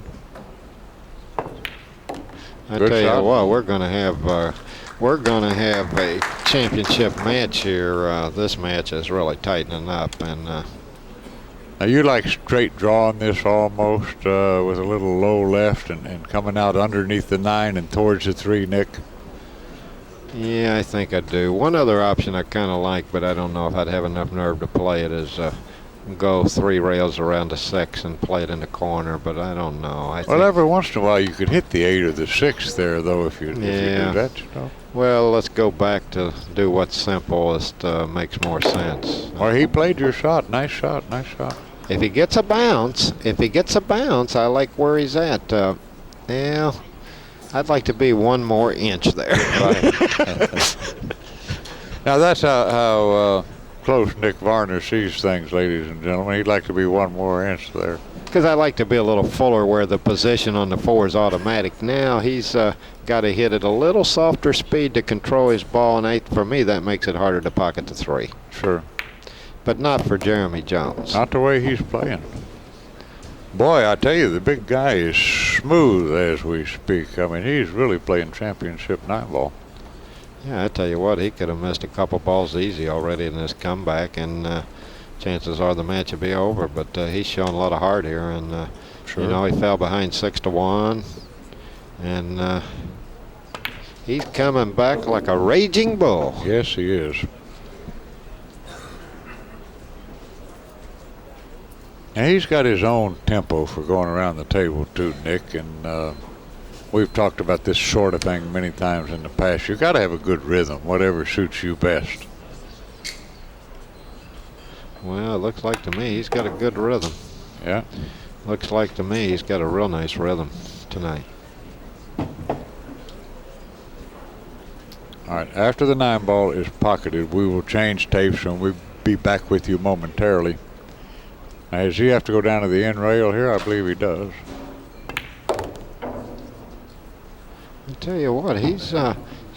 You remember how last game he felt bad? This is not good here. No, this is very tough. Where do you go here? I think you got to draw it straight back, and do you go all the way to the end rail? no, I don't think He's going forward. All right, well, I don't like that. This is very missable. He keeps hitting that point down there and slowing himself down.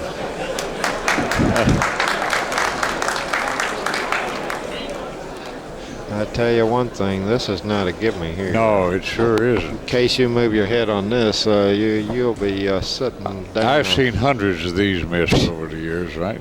I've missed hundreds of them. Yeah. In a lot less pressure situations than this. I tell you what, he's got a trademark on that shot. Look where that cue ball's at, almost the same place where he made the last night. I tell you what, Nick, this is one of the best matches I ever saw. This is a lot more fun when one guy gets behind and there's a great comeback than it is they change games all the way. I mean, I'm impressed with Jeremy Jones's game.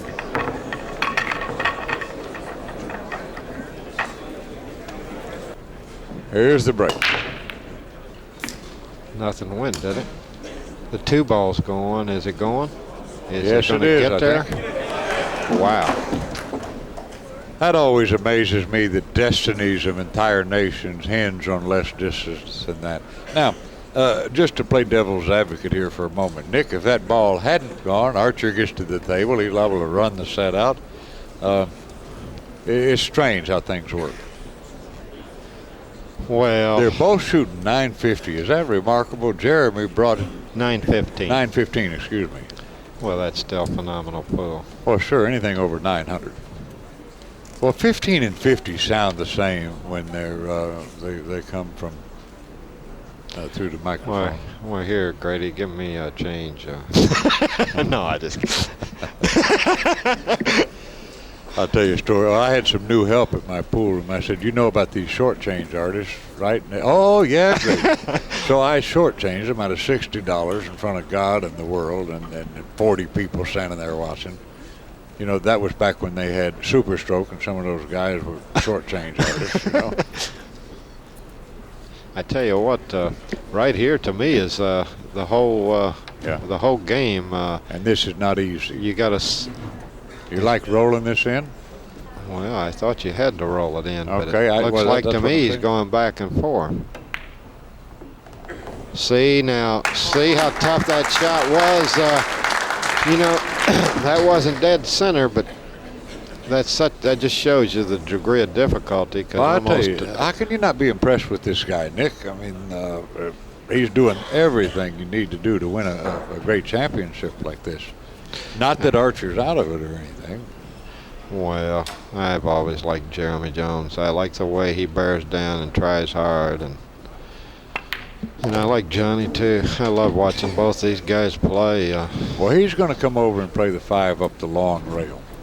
Yeah, I tell you what, you don't want to fall straight in on this 5 here. Exactly. He would like a little angle, but it wouldn't be the end of the world if he ended up straight, because he could always follow down and play the 6.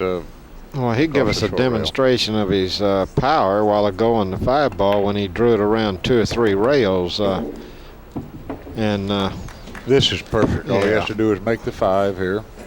Now, do you hit this with center ball, Grady? No, Nick, I've had some problems with this shot over the years. I played over, cut it a little bit, and I used like a just above center ball. Yeah, I like above center with a. Well, now he's he's coming down more toward the middle, but. Yeah, but he's going to go forward with this. That's a good shot. Yeah. Well, I learned something from you. I struggled with certain types of rail shots and where they're frozen and nearly frozen for years, and I got rid of the high ball and I hit them like you do now with a just above center ball, and I hardly ever miss them, you know. And that there's an amazing difference there. They're 2 completely different physical reactions. I think thin cuts cut better with the high, with that tip above center where your stick is level. You don't get so much masse on the ball. Oh, sure. That's the way I like to play those. But where did he go here? Because I know speed's crucial. Well, he's okay. He can draw that straight back. It looks like to me he's drawing toward the 8 and the 9 here. I into see the angle wrong. Yeah, you're right. This is problematic. He's going forward, I think, and going to come up and play the 8 in the right pocket, lower right pocket. Oh, my goodness. He came with reverse. What a shot.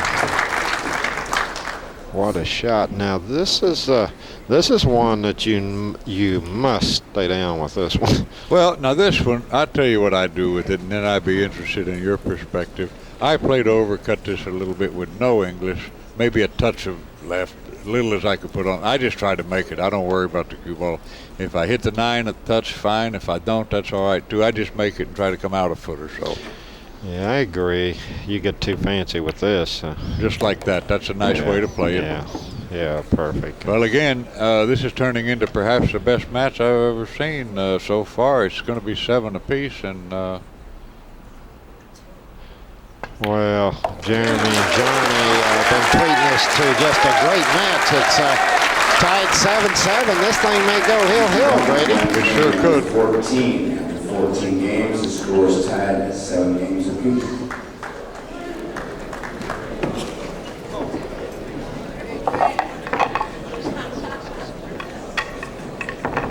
Well, this is one of those instances where both guys are just playing terrific pool.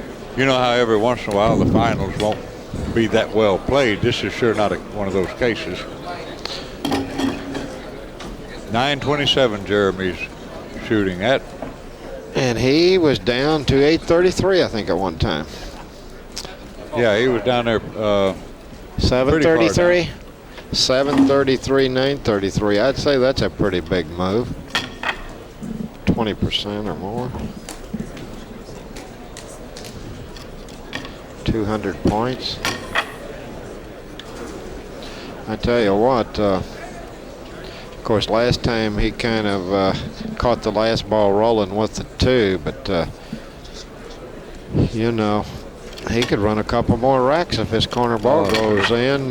Johnny could come back to the table a game or 2 behind. Oh, he sure could. Yeah. And Jeremy's hitting the pocket great. I always watch things like that, whether my opponent's hitting them in clean or, of course, very seldom anymore do you play anybody that don't hit them in clean, not at this stage. Well, how about the calmness with which he approached being behind 5 or 6 games against the likes of a Johnny Archer? I mean, that has to be impressive. You'd expect that in an ultimate veteran, but Jeremy doesn't have that much experience.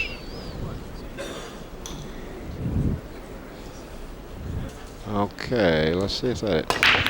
Ooh, that corner ball missed. The corner ball missed. Okay, Johnny's going to get to come to the table, but he has no shot. Unless the billiard on the 7, and I don't think that's on.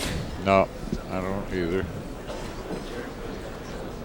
And beyond that, Nick, I sure don't see a really easy safety here either. I see a great safety. Okay, let's hear this. I would play the 1 ball. I would actually play the 1 ball to go 2 in the corner and draw the cue ball and kiss off a 7, and you should end up over there around the side rail. You know you're right. Boy, look at that, folks. Let me demonstrate this. Nick is talking about here, down here. He's got these 3 balls to put it behind, and the cue ball off the 7 and right in here. Yeah, I don't ever want to have any better shot than this if I don't have a shot for the pocket. Well, let's see if Johnny sees Doesn't it. mean you're going to win the game with it, but well, that he's going to really cross it. An innovative shot.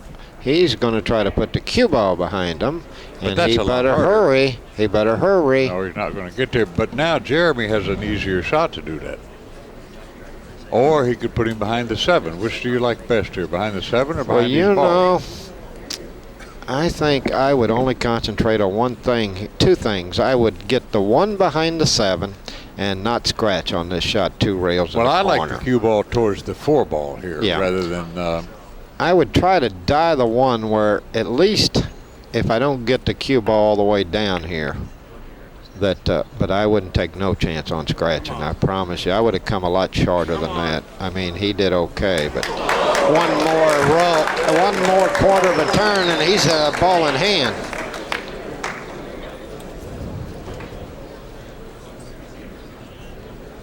Well, a lot of guys consider knocking the 4 ball up into the 2 ball when they get a tough kick like this.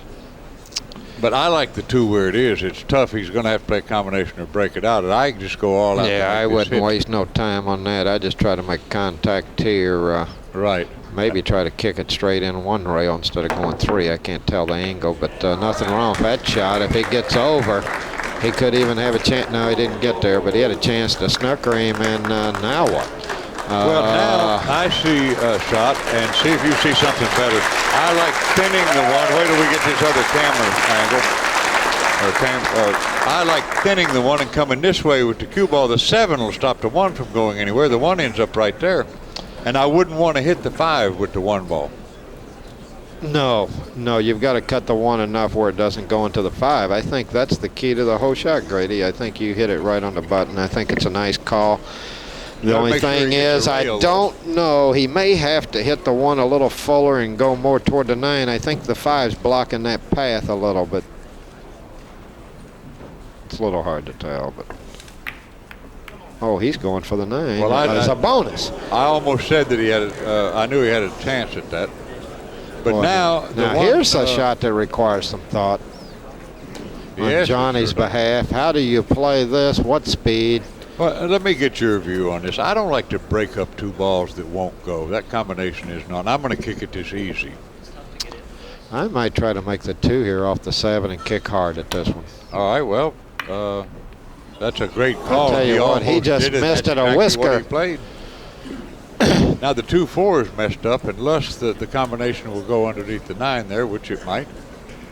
Well, you have to think serious here about playing safe. Behind the 5, I think. Okay. Unless the 1, well, maybe the 1 goes. I don't know. But what do you do with the 2? It goes to the right there, but. What do you do with the 2?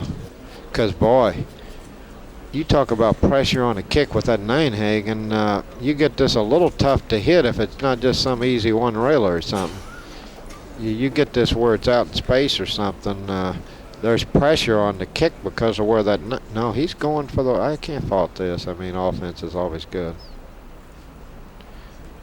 Shooting yourself into the game. Maybe this 2 goes. It must. It must. I didn't think. Boy, it this went. is an optical illusion. If this ball I'll tell goes. you what. From here, it doesn't look like. To me, he's going to have to end up.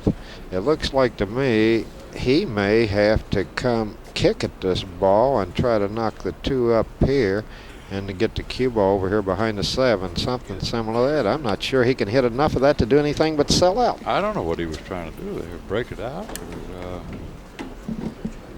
I guess it must go. Look at it from this angle now. That's a nice shot by Dean Gupton. I tell you what, if you can kick 1 rail at this, that's a big hole over there for that 4. If he can get by between the 7 and the 2. Ooh. But he missed it a whisker. If the 2 doesn't pass the 8. But I think this is going to be a short rack here. I tell you what, that was a big game there. It was his first chance to really pull ahead, and I tell you what, that choice he made there on the 1 ball, that could really end up haunting him. I'm going to ask him after the match what he was trying to do there. If the 2 went in the corner, or if he was playing for that kick on the 2-4 and got a little too far.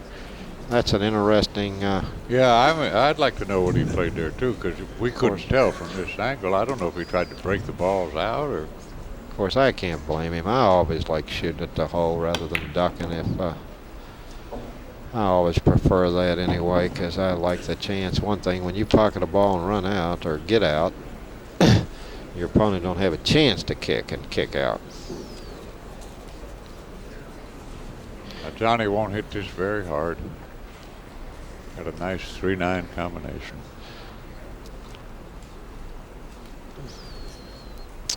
I like to hit this with follow if I'm assured a soft follow and just go down here to the end rail and maybe play to go behind the 7 off the end rail. About that speed. That's the way I'm more accurate. accurate. Pretty naturally for that. You've been playing too much 1 pocket. I'm just kidding you. Good shot, good shot. And Johnny retains the lead, Grady. He's still leading 8-7, so he's got to feel pretty good about getting that game after giving Jeremy a pretty good opportunity there on the 1. Yeah. But that 2 was tied up with the 4, so it wasn't too easy. Now, let's see what Johnny Archer does. I know what I'd do. I would have to, after watching all them come back, I'd have to take me a small break to get myself composed and then try to really get focused after sitting in the chair so long.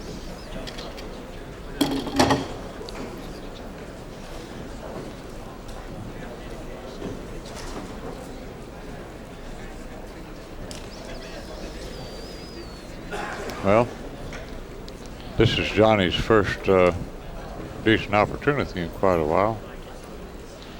I tell you what, now he's made a corner ball a couple times, but he hasn't made it every time. So this is an interesting break. It looks like the 4's on the corner, 7's on the other wing. Well, the 7's on, that ball hadn't been going all night. The side the 4 ball's on is going, at least half the time. Yeah. So let's see how he hits this. I think he's going to really load this up. Watch how far back this cue ball comes.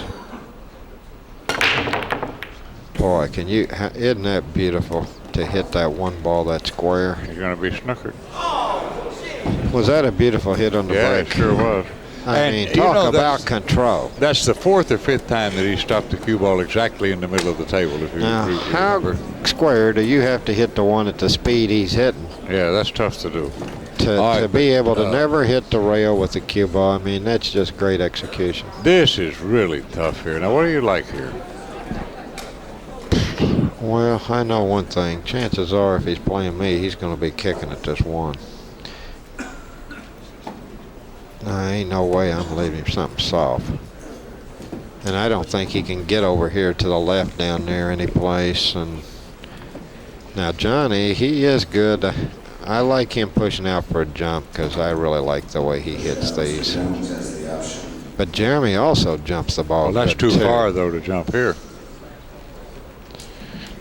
Right? He can't jump over that 6 ball from that distance. And I don't know. It's kind of borderline. Now,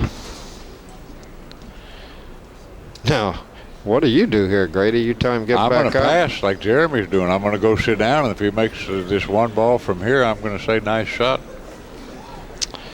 I tell you what, I think he's liable to regret this one. No, he's looking at the kick. I'd feel much more secure if he's kicking than shooting. To pocket it, at least the worst thing that's going to happen, you're going to get snookered. All right. I tell you what, if he can hit this halfway full, he could get this back over and get him snookered here. Yeah, the 1 could go right behind. And you know, all he has to do is get it back to around the spot to keep him from getting out. And just getting this too thin. He's got to just barely miss the 1 off that first rail to get a good execution he wants to get here. in deep behind it like that. Nice shot. And he's right. Ooh, I wouldn't mind seeing it get a little away from the 1, but nice execution there. Now what? What is the shot? What's the play here, Grady? Well, I can't tell. I don't think that he can. You know, the 1 pocket shot, I think the 1's too low where you go over and end up behind this 2 ball. I'll illustrate it in a minute. Over here behind the 2, I don't think that's on. I think it's too close to the 9. However, he might bank the 1 here and back up here and the cue ball down here, and the 2 blocks the scratch, right? Only thing you'd have to watch is making the 2 ball. I don't know if I like that or not. Well, he's in a tough spot. Yes, he is. The cue ball's close to the rail. I don't see him cutting this ball and getting away with anything. I tell you what, you got to give some thought to cutting the 1 in here, because the cue ball is probably going to go into the 2, and you got a chance to make the 2. And if the 1 hits the end rail, you got a chance to at least not leave him straight in, and that's safe. I would rather try to figure out some way to get the cue ball where that chalk's at and not worry about where the 1's at if I was going to play safe. Even if the 1 brushes the 9 or something, or I've got to hit that 1 real full. I think if I could miss the 9, Grady, here's what I would do. I think I would try to hit this as full as I can here, and I think I would just try to concentrate on getting this cue ball behind the 2 and not worry about where the 1 goes, except be sure I miss the 9 with it. Okay. Now, what do you think? I like that, yeah. Either that, or I would have to think about cutting the 1 in here, because the scores, of course, it's 8-7, but boy, a bad save here, you're liable to get the same result and lose the game. At least you're shooting to win the game here, and if you make it, you know, you should have some kind of control. You shouldn't get where you're snookered or anything. Well, he's made his mind up. We'll know in just a minute. I say he's going to try to do what I said on the 2. He's trying to get that snook, and he didn't quite get it, but still. Now what? Boy, what a great game this is, huh? I tell you what, I kind of like knocking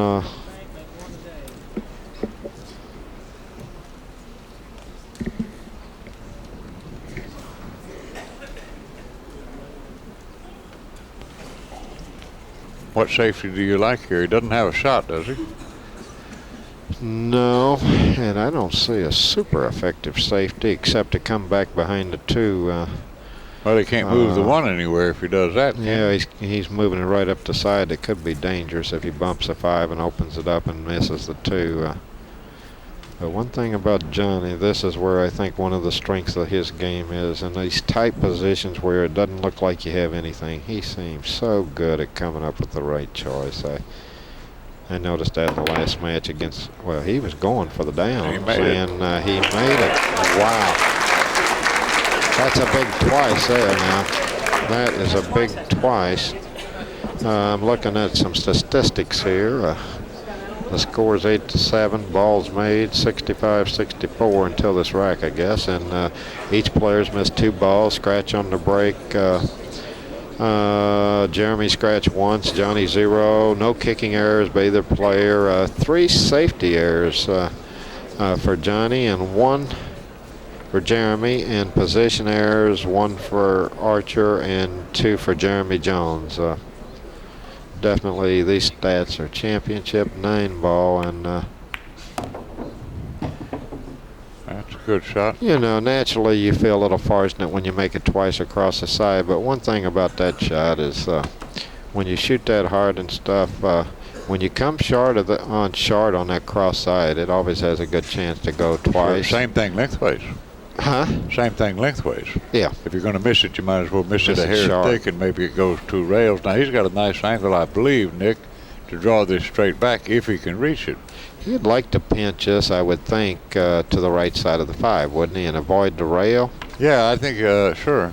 Now, he's using the bridge, and the bridge in this tournament is that new extender bridge. They say that's practically indestructible. They're using the Joe Russo bridge head, and the new material is supposed to be just a dynamite, Grady. You can almost drive over it with your car and you won't hurt it. Right, well, that's interesting. Now, he's got a nice angle to just come out 2 rails underneath the 7 and play the 5 in the corner. I like that. I don't see any reason to get cute here. No, this is just one of those shots that you really must stay still with here. I mean, he could draw the ball if he wanted to. I don't like the draw here. I like getting closer to the 5. I just want to come to the right of the 7 off that second rail. You can get between the 6, 7, almost fall on the 5, and close. Yep. Good shot, good shot. Okay, he doubled that corner pretty good. Did he get? Oh my goodness! Oh, these are hard shots here, boy. This is definitely not my favorite shot. No. I have a hard time not hitting this too thick. I got to play to overcut this a whole inch pretty much. Plus, I tell you what, you might even have to put a little spin. This is close to a scratch 1 across the side here. Yeah. You might have to hit this with a little natural to bring it above the side. Or the opposite English, but I like natural better than I do reverse with this elevation. Well, I like to stay close to the top center here. Oh, that's nice. a pretty shot. Nice shot. Now that is that's coming with the pressure shot. A lot of guys just can't make that shot there. Well, that's a hard shot. I've never looked forward to playing it myself. Well, he's perfect here, I think. Yeah, I think he's a little straight in. Maybe he can slide over. I thought he could slide over. Maybe he can't. Yeah, I think you're right, because he doesn't seem to be too concerned. Yeah. Oh, that's just, yeah, maybe a little fuller than he wanted, or not quite full enough.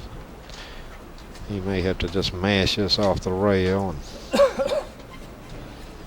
I don't think he can pinch and draw straight back. And I think he can. He's We'll just know. he's gonna put a little spin on it. And Okay, yeah, he was fine there. Okay. 9-7 is going to be our score in what has turned out to be an entertaining and very well played match. yeah, Johnny played a little bit fortunate there, catching that twice across side on the 1 ball. 16 games, the score is Mr. Archer 9, Mr. Jones 7. That was a big game. Oh, it sure was. See, now let's go back to that 1 ball. Now, if you watch what happened here, wouldn't you rather shoot at the 1? Yeah, you mean where Jeremy At lost least the he game? had a chance to win the game. As it turned out, he had no chance to win. Yeah, the you're game. right. Yeah. But if he would have snookered him on the 1, but you know, I'm not so sure what the snooker wasn't as hard as cutting the 1 in. Right. I mean, he That's didn't like. that's something I teach people when I teach is that if you have a hard shot and a hard safety, you might as well shoot because you give yourself a chance to win. I know Mizrak. I'll never forget a shot he called on me one time in the World Tournament in New York. I had him on like a couple fouls or something, and it's a real critical part of the game. I mean, it's down like 140 going to 150 or something. He called a 4-ball combination. And he made He it. says, listen, he says, I'm shooting in my hole. He says, in case this goes in, I win. And I'll never forget that, the nerve that Steve said. He said, I'm not going down playing a safety. And called a 4-ball combination, one of the hardest shots I've ever seen. Well, I'd like to have seen that shot. You have my curiosity aroused. You'll have to show me sometime on the table kind of how it laid. And you know, Steve's always been a great combination player. Yes, that's true. Yeah. Well, we're getting down to the nuts and bolts of the entire affair. Okay, it's 9-7, and okay, boy, he's been hitting this break as square as you can hit it and stopping it right about the center of the table, a little past the side, and never hitting a rail with a cue ball. Let's see what happens here. Okay, went a little off center that time. Hey, he didn't make anything, but Jeremy's going to have to probably push out. And where do you push here, Grady? Oh, this is really hard. This boy. is brutal here. Yeah. I'll go back to what I said before, that when you're pushing out, yeah, I think the player pushing out usually wins 75%. Sometimes I think it's a waste of time forcing the players to even look around. Unless you're playing a real weak player, how can this be an advantage? If I'm playing you, how can I be a favorite pushing out on you? Well, he could push out for a kick. He could push over there. And try to get lucky. Well, right here, and if he's told to shoot again, he could maybe kick and try to knock the one that way and the cue ball this way or this way. That's one option, right? Or he could push it out down here where he's looking, but I don't think he's going to, like you said, there's no way to realize an advantage. But you don't want to leave an easy safety, but you don't want to make the shot impossible either. It's very tough. Yeah, he's. I tell you what, I just don't like his chances of winning this game unless he probably pushes out for some kind of kick, like you said, coming down here. Well, I'd rather push for the kick than this. That's just me. Because unless he moves this 2, if he pushes the 2 in the hole, I don't like that either. Well, now actually, Nick, what he did here, now this isn't bad. Because he got the cue ball frozen or nearly frozen on the rail. Now what do you do here if you're Archer? You take this or you tell him to shoot again? Well, I think that it depends on whether or not, can you cross that and put him on the end rail behind the 5? That's the shot I would be looking at, but I can't tell if that shot's possible. He's got to be careful that he doesn't go through to 1 ball and scratch. I think if he does that. But that's the only shot I see here. Yeah, everything thinning else, it on either side is no good. I don't like it. He's going to tell him to shoot again, and I can't say that I blame him.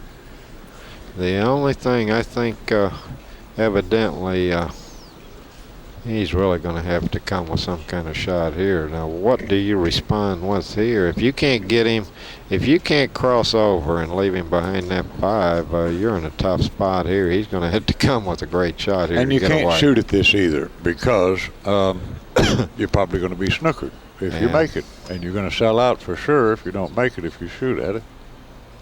Well, the good news is Johnny ain't going to run out, but. Well, he shot your shot. Now, I don't know if, I know Johnny can hit at least part of this ball. Yeah, he's made a great shot there. Well, I'll take it back. I said usually when you push, of course, he hasn't won the game yet, but Johnny is pretty good.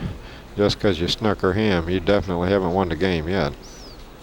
Now, he may have a bank. If he can get enough of this ball, this bank's cross-side. Yeah, I don't really.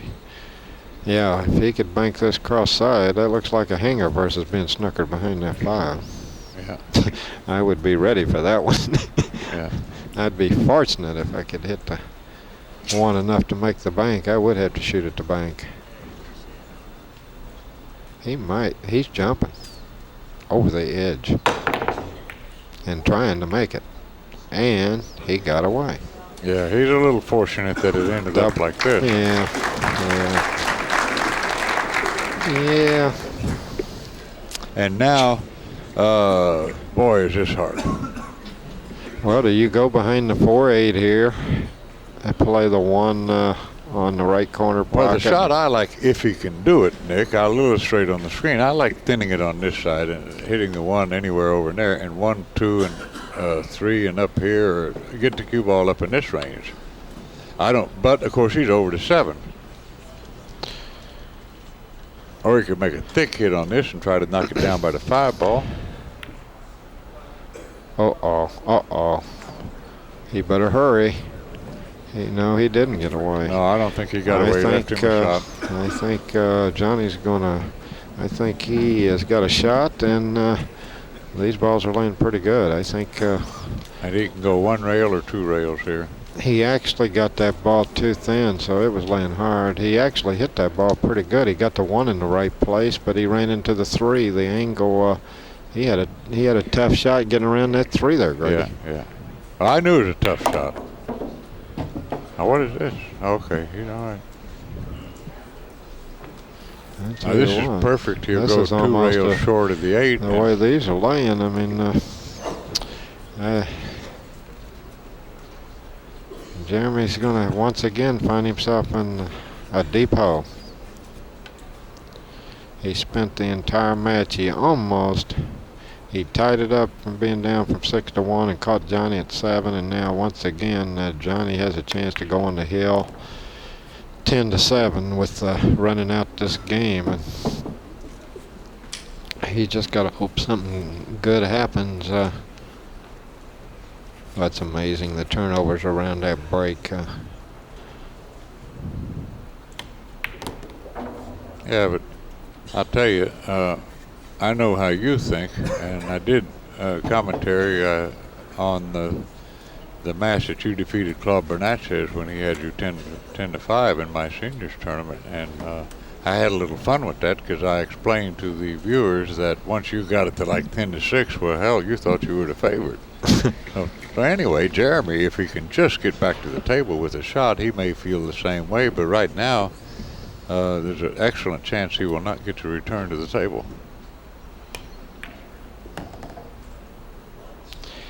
Yeah, that's the thing you're worried about here. You don't have to ever get back. He makes a ball in a break and gets position.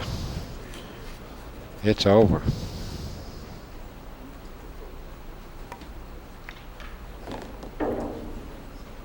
This is fine. He'll play position for the 8 in the side pocket, I believe. Well, he just barely missed. He had to jump over the edge of that 5, and that turned out to win the game point. Yes, that's for sure.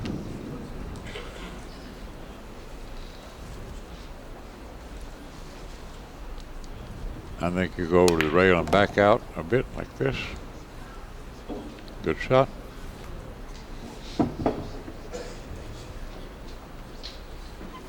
And according to what angle he got exactly, he can go forward or he can punch over on the other side of the 9, whatever he feels like. Just going to roll it and come forward a little. All right, it's going to be 10 to 7.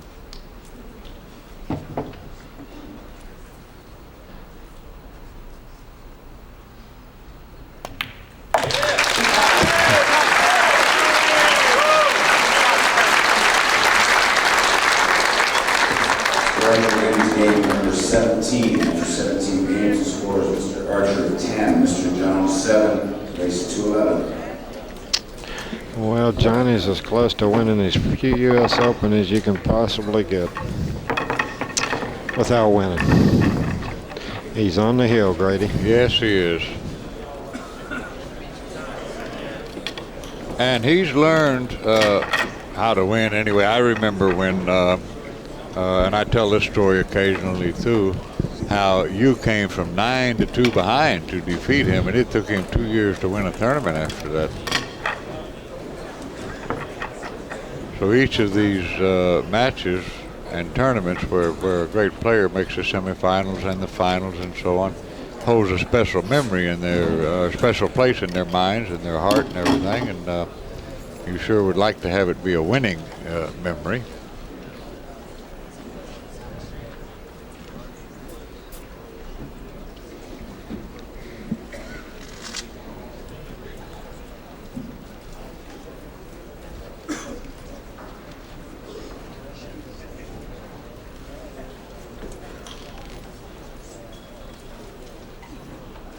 One more game, he's thinking to himself, I believe, don't you, Nick?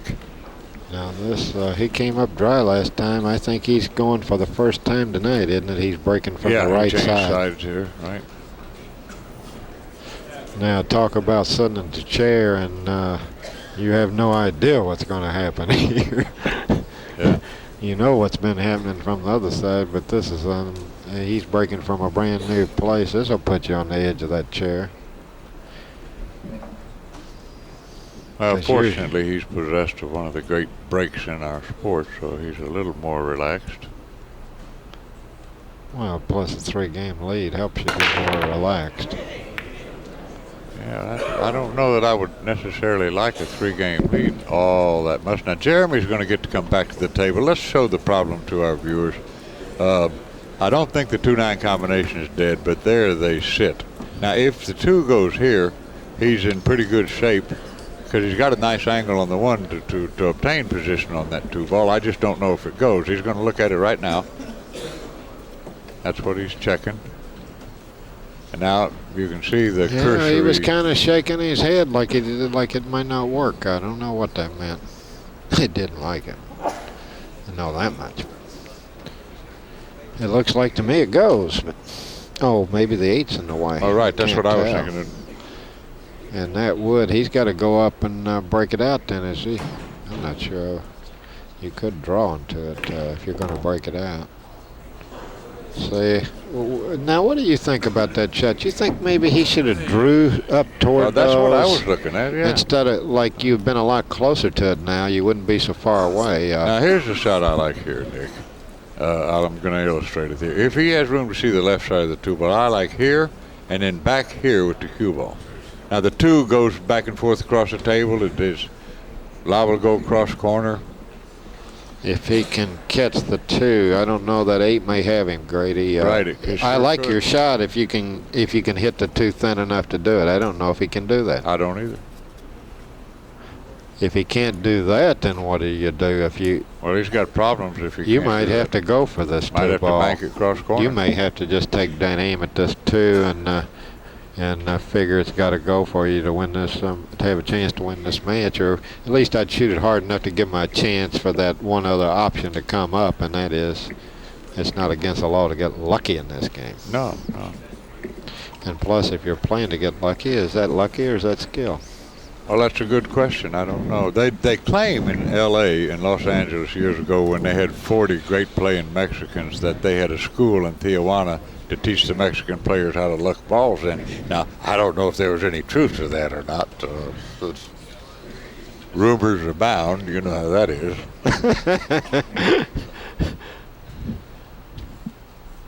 Well, here we go.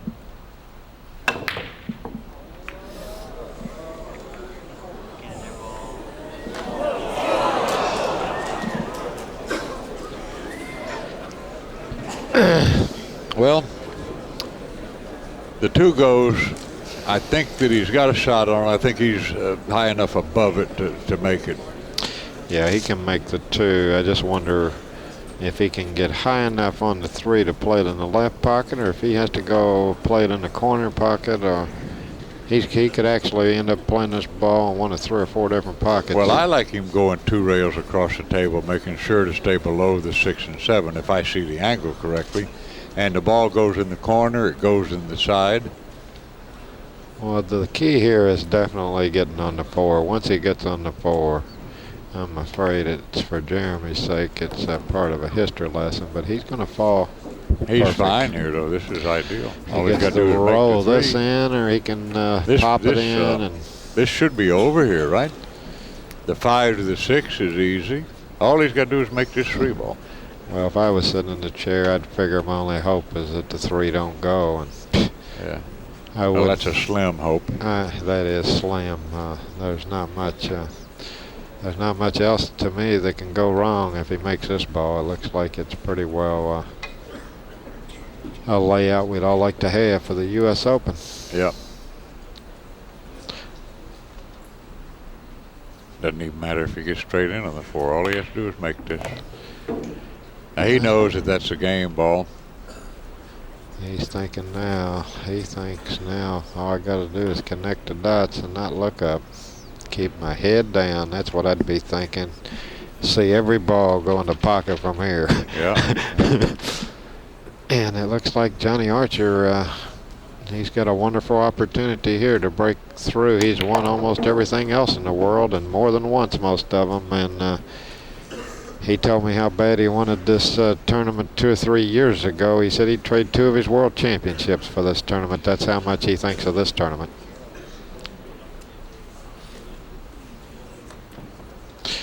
Look how cautious he is now. You can see that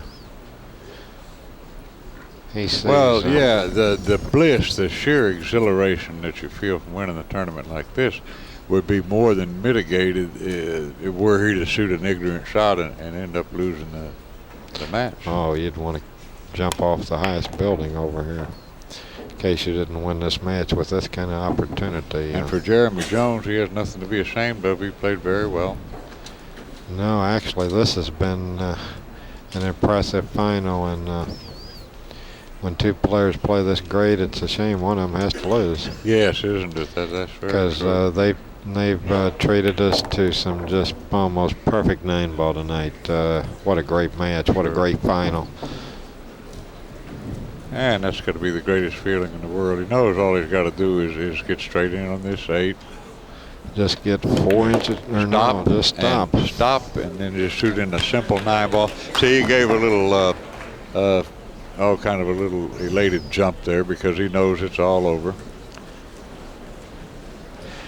Well, you're looking at probably the 1999 U.S. Open champion in Johnny Archer if he can pocket this 8 and 9, and a nice little check for $30,000 that goes with it, Grady. That's yes, not indeed. chump change.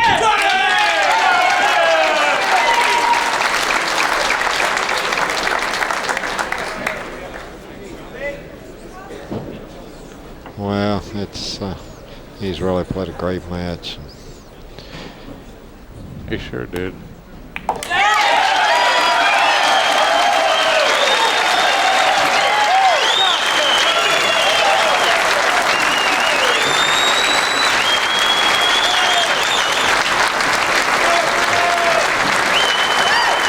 That's 2 in a row, Grady. He won Nashville last week, and he backed it right up with the U.S. Open this week.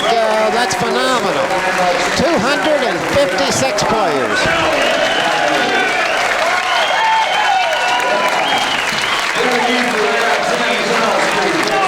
Johnny Archer, just told, ended up with a 938. That's some strong pull on the final.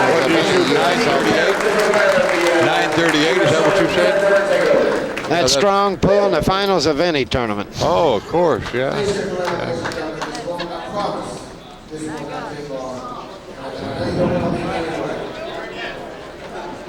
Now they're gonna take some pictures and present some trophies. Maybe there'll even be a little crying. Certainly there's been a sense of history here this week in Chesapeake, along with the championship 9-ball. And the crowd is kind of descending in a very respectful and nice fashion towards the center of the tournament arena. Yeah, I can't even see Johnny no more. Well, I know he's down there somewhere. yep. Well, Grady, There he is on the is. monitor. There he is. Surrounded And, by congratulatory well-wishers. Well, Grady, I don't know what's going to happen here, but I want to take this opportunity. I always enjoy working with you. You really make it so easy to work these matches for ACCUSTATS. You're a real pro, and I have a ball every time we work together. It's an honor to have you for my friend, and you're just a total credit to our great sport. And I run out of superlatives in describing not only your game, but also your personality. And again, it's just an honor to have you for a friend, and I thank you. It's been a real pleasure. Well, thank you, Grady, and be looking forward to some more one pocket and some straight pool tournaments. Yeah, me too. I'll keep everybody posted.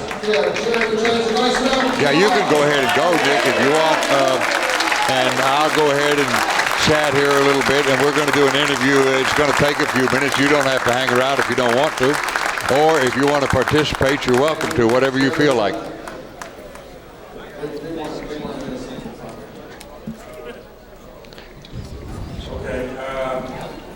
And of course, Jeremy's going to say a few words.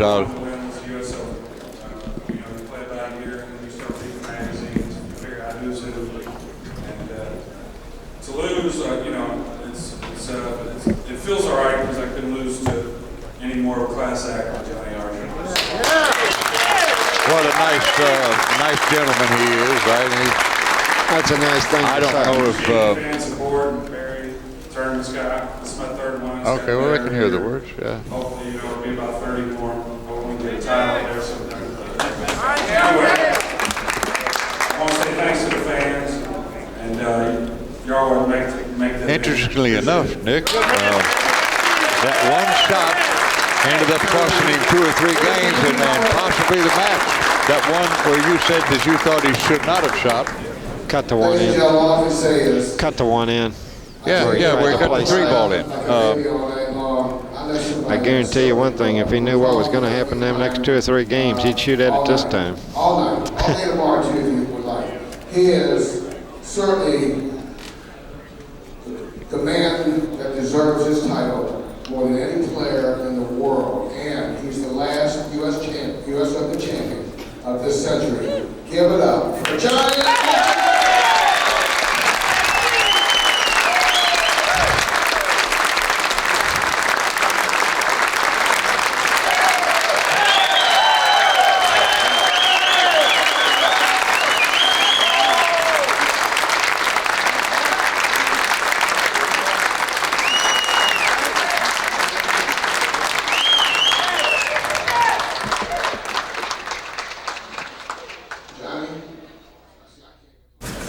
All I can say is, it's going to be...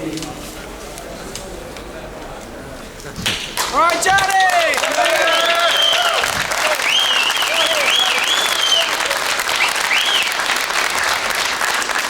This is a great tournament. I've always wanted to win this since I've been young. I guess I'm trying to still be young. Since I've been younger, I've always wanted to win this tournament. I played the best I could play. I got lucky. I couldn't be a better person than a good friend, Jeremy. I mean, he's going to be there, many more times than others.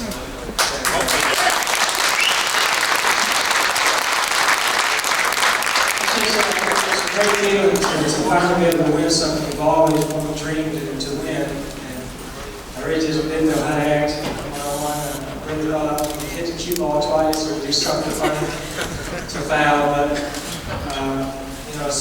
I just really want to thank the Lord. If it wasn't for him, I know I couldn't be here. That's for sure.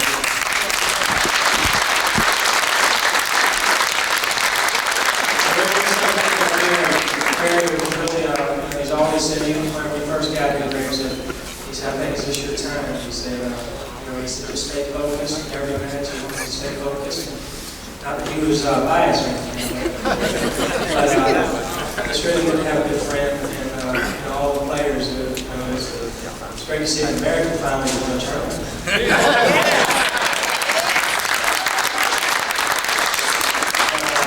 I really want to say thank you to all fans. Every year I come, it's just the greatest fan support, and just can't wait to come back next year and try to defend. Thank you very much, and thanks very much.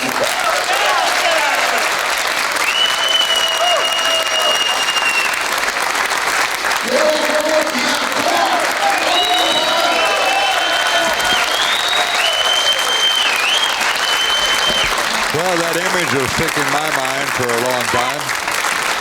Yeah, I thought really Johnny and Jeremy, they're definitely both first-class acts. Oh, that's the truth. That's the truth. They're both great champions, and it's a pleasure to, I count both of them as my friends, and I feel fortunately to have two such nice people as friends. Yeah, me too. They really do add a lot of class and dignity and professionalism to any tournament arena.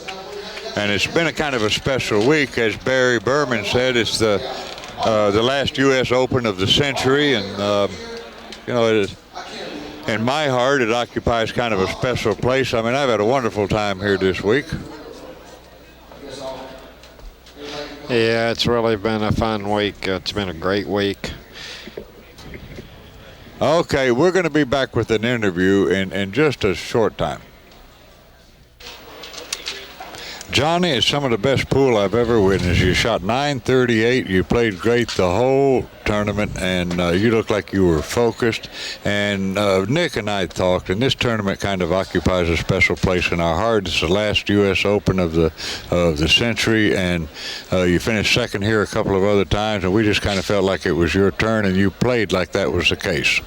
Well, I feel like I played really well the whole tournament. I had one bad match, and that was the one where I lost against Davenport. But other than that, I really tried to stay focused. There on the end, I really got nervous. I was like some negative thoughts trying to creep in, but I just really said, you know, I really think it's my time, and just go ahead and take advantage and go ahead and play. And, you know, breathing and, you know, and all that, try to, you know, keep nervousness down is what really helped me there to where I could stay focused. Well, we felt a true sense of greatness in pocket billiard history. I mean, you went ahead 7-1, and Jeremy fought back. I mean, we got to give him all the credit in the world. Great credit, yeah. And then the last 1/3 of the match, you really didn't give him much of a chance. I mean, you just closed him out, and I feel like it was one of the best matches and the best tournaments I ever had the honor to be around. Well, thank you, Grady. Yeah, Jeremy just showed, I tell you what, I seen it in his eyes. He showed a lot of heart to really, you know, he could have just fell down, and, you know, when I was ahead 7-1 or 7-2 there, and he could have just fell down. He had a couple of real tough outs, and he kept coming with the shots, and you know, and then I tell you what, it looked bad whenever he was making balls on the break and getting shots, and I said, man, any kind of shot he gets, he's gonna make. And then you know, he missed he missed one of them balls, I think a pretty tough shot. And, you know, then I banked the one ball, and it went 2 rails in. Yeah, but we didn't think you lucked that ball in because I played it short in case I missed it. What Nick brought that up, and you've got to be aggressive. You can't go down bunting balls, and you sure did not do that. We noticed you wanted to shoot almost every time where you had a choice of playing safe or shooting, you elected to shoot. Well, I tell you what, the few times I did try to play safe, I didn't execute well at all my safety game, and I really thought if I can just get a shot, I said, man, I feel like I can run out. You know, I feel like I can make all my tough shots, and they kept going in whenever I did get shots, and like you say, I kept looking for for shots to shoot at instead of trying to play safe. Well, I got to compliment you. I think you and Jeremy just added so much class and professionalism and niceness to what's already a great event, and we're really proud of you, and we couldn't have a more fitting champion. And from us at ACCUSTATS, we thank you from the bottom of our heart for that great play. And by the way, 938, only 1,000 beats that kind of play, and I mean that's sterling play. Yeah, I didn't know I played that well. I guess, you know, I can't really tell you many shots back in the match because, you know, I kind of lost focus. I mean, I guess I was so focused on my next shot. But, you know, I just wanted to take advantage of, wanted to take advantage of whatever I had in front of me, and that's what I really tried to do, and it really paid off. Okay, well, I want you to know I'm 56 years old, and the picture is forever going to be etched in my memory of you holding that nice gold trophy there with all those people gathered around. I mean, that's wonderful. We're all enjoying that, you know. Yeah. Well, it's something. it's a tournament I've always wanted to win, and everybody's always said, well, the great player. I heard somebody say, well, you're gonna be like one of the golfers. You're gonna be the great player never to win the U.S. Open, or something like that. And I said, well, I done an interview this way. I said, if I don't never win it, I said, I feel like I've been successful. But I said, I'll have my chances. And I said, if it's not this event, it'll be, it'll be one coming. Well, I think that's pretty shallow for anybody to say myself. I know you're a golfer, and you look at a guy like Greg Norman. How dare anybody disparage his career? Of course.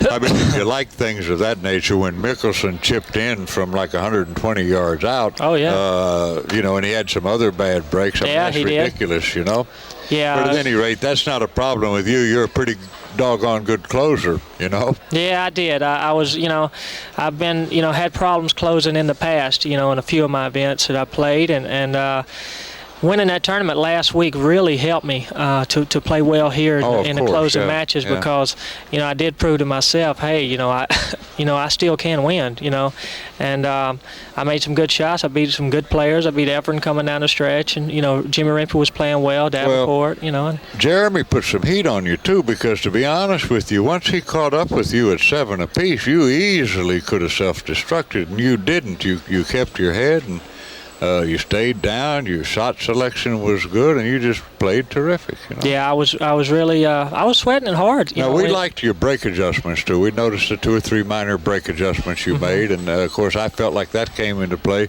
because I thought in general you broke a little better than he did. Yeah. Well, I got more shots when I won a few of them games. I got more shots, and I got out, and I was breaking the balls well. I broke the balls my last 2 matches. I really broke the balls well.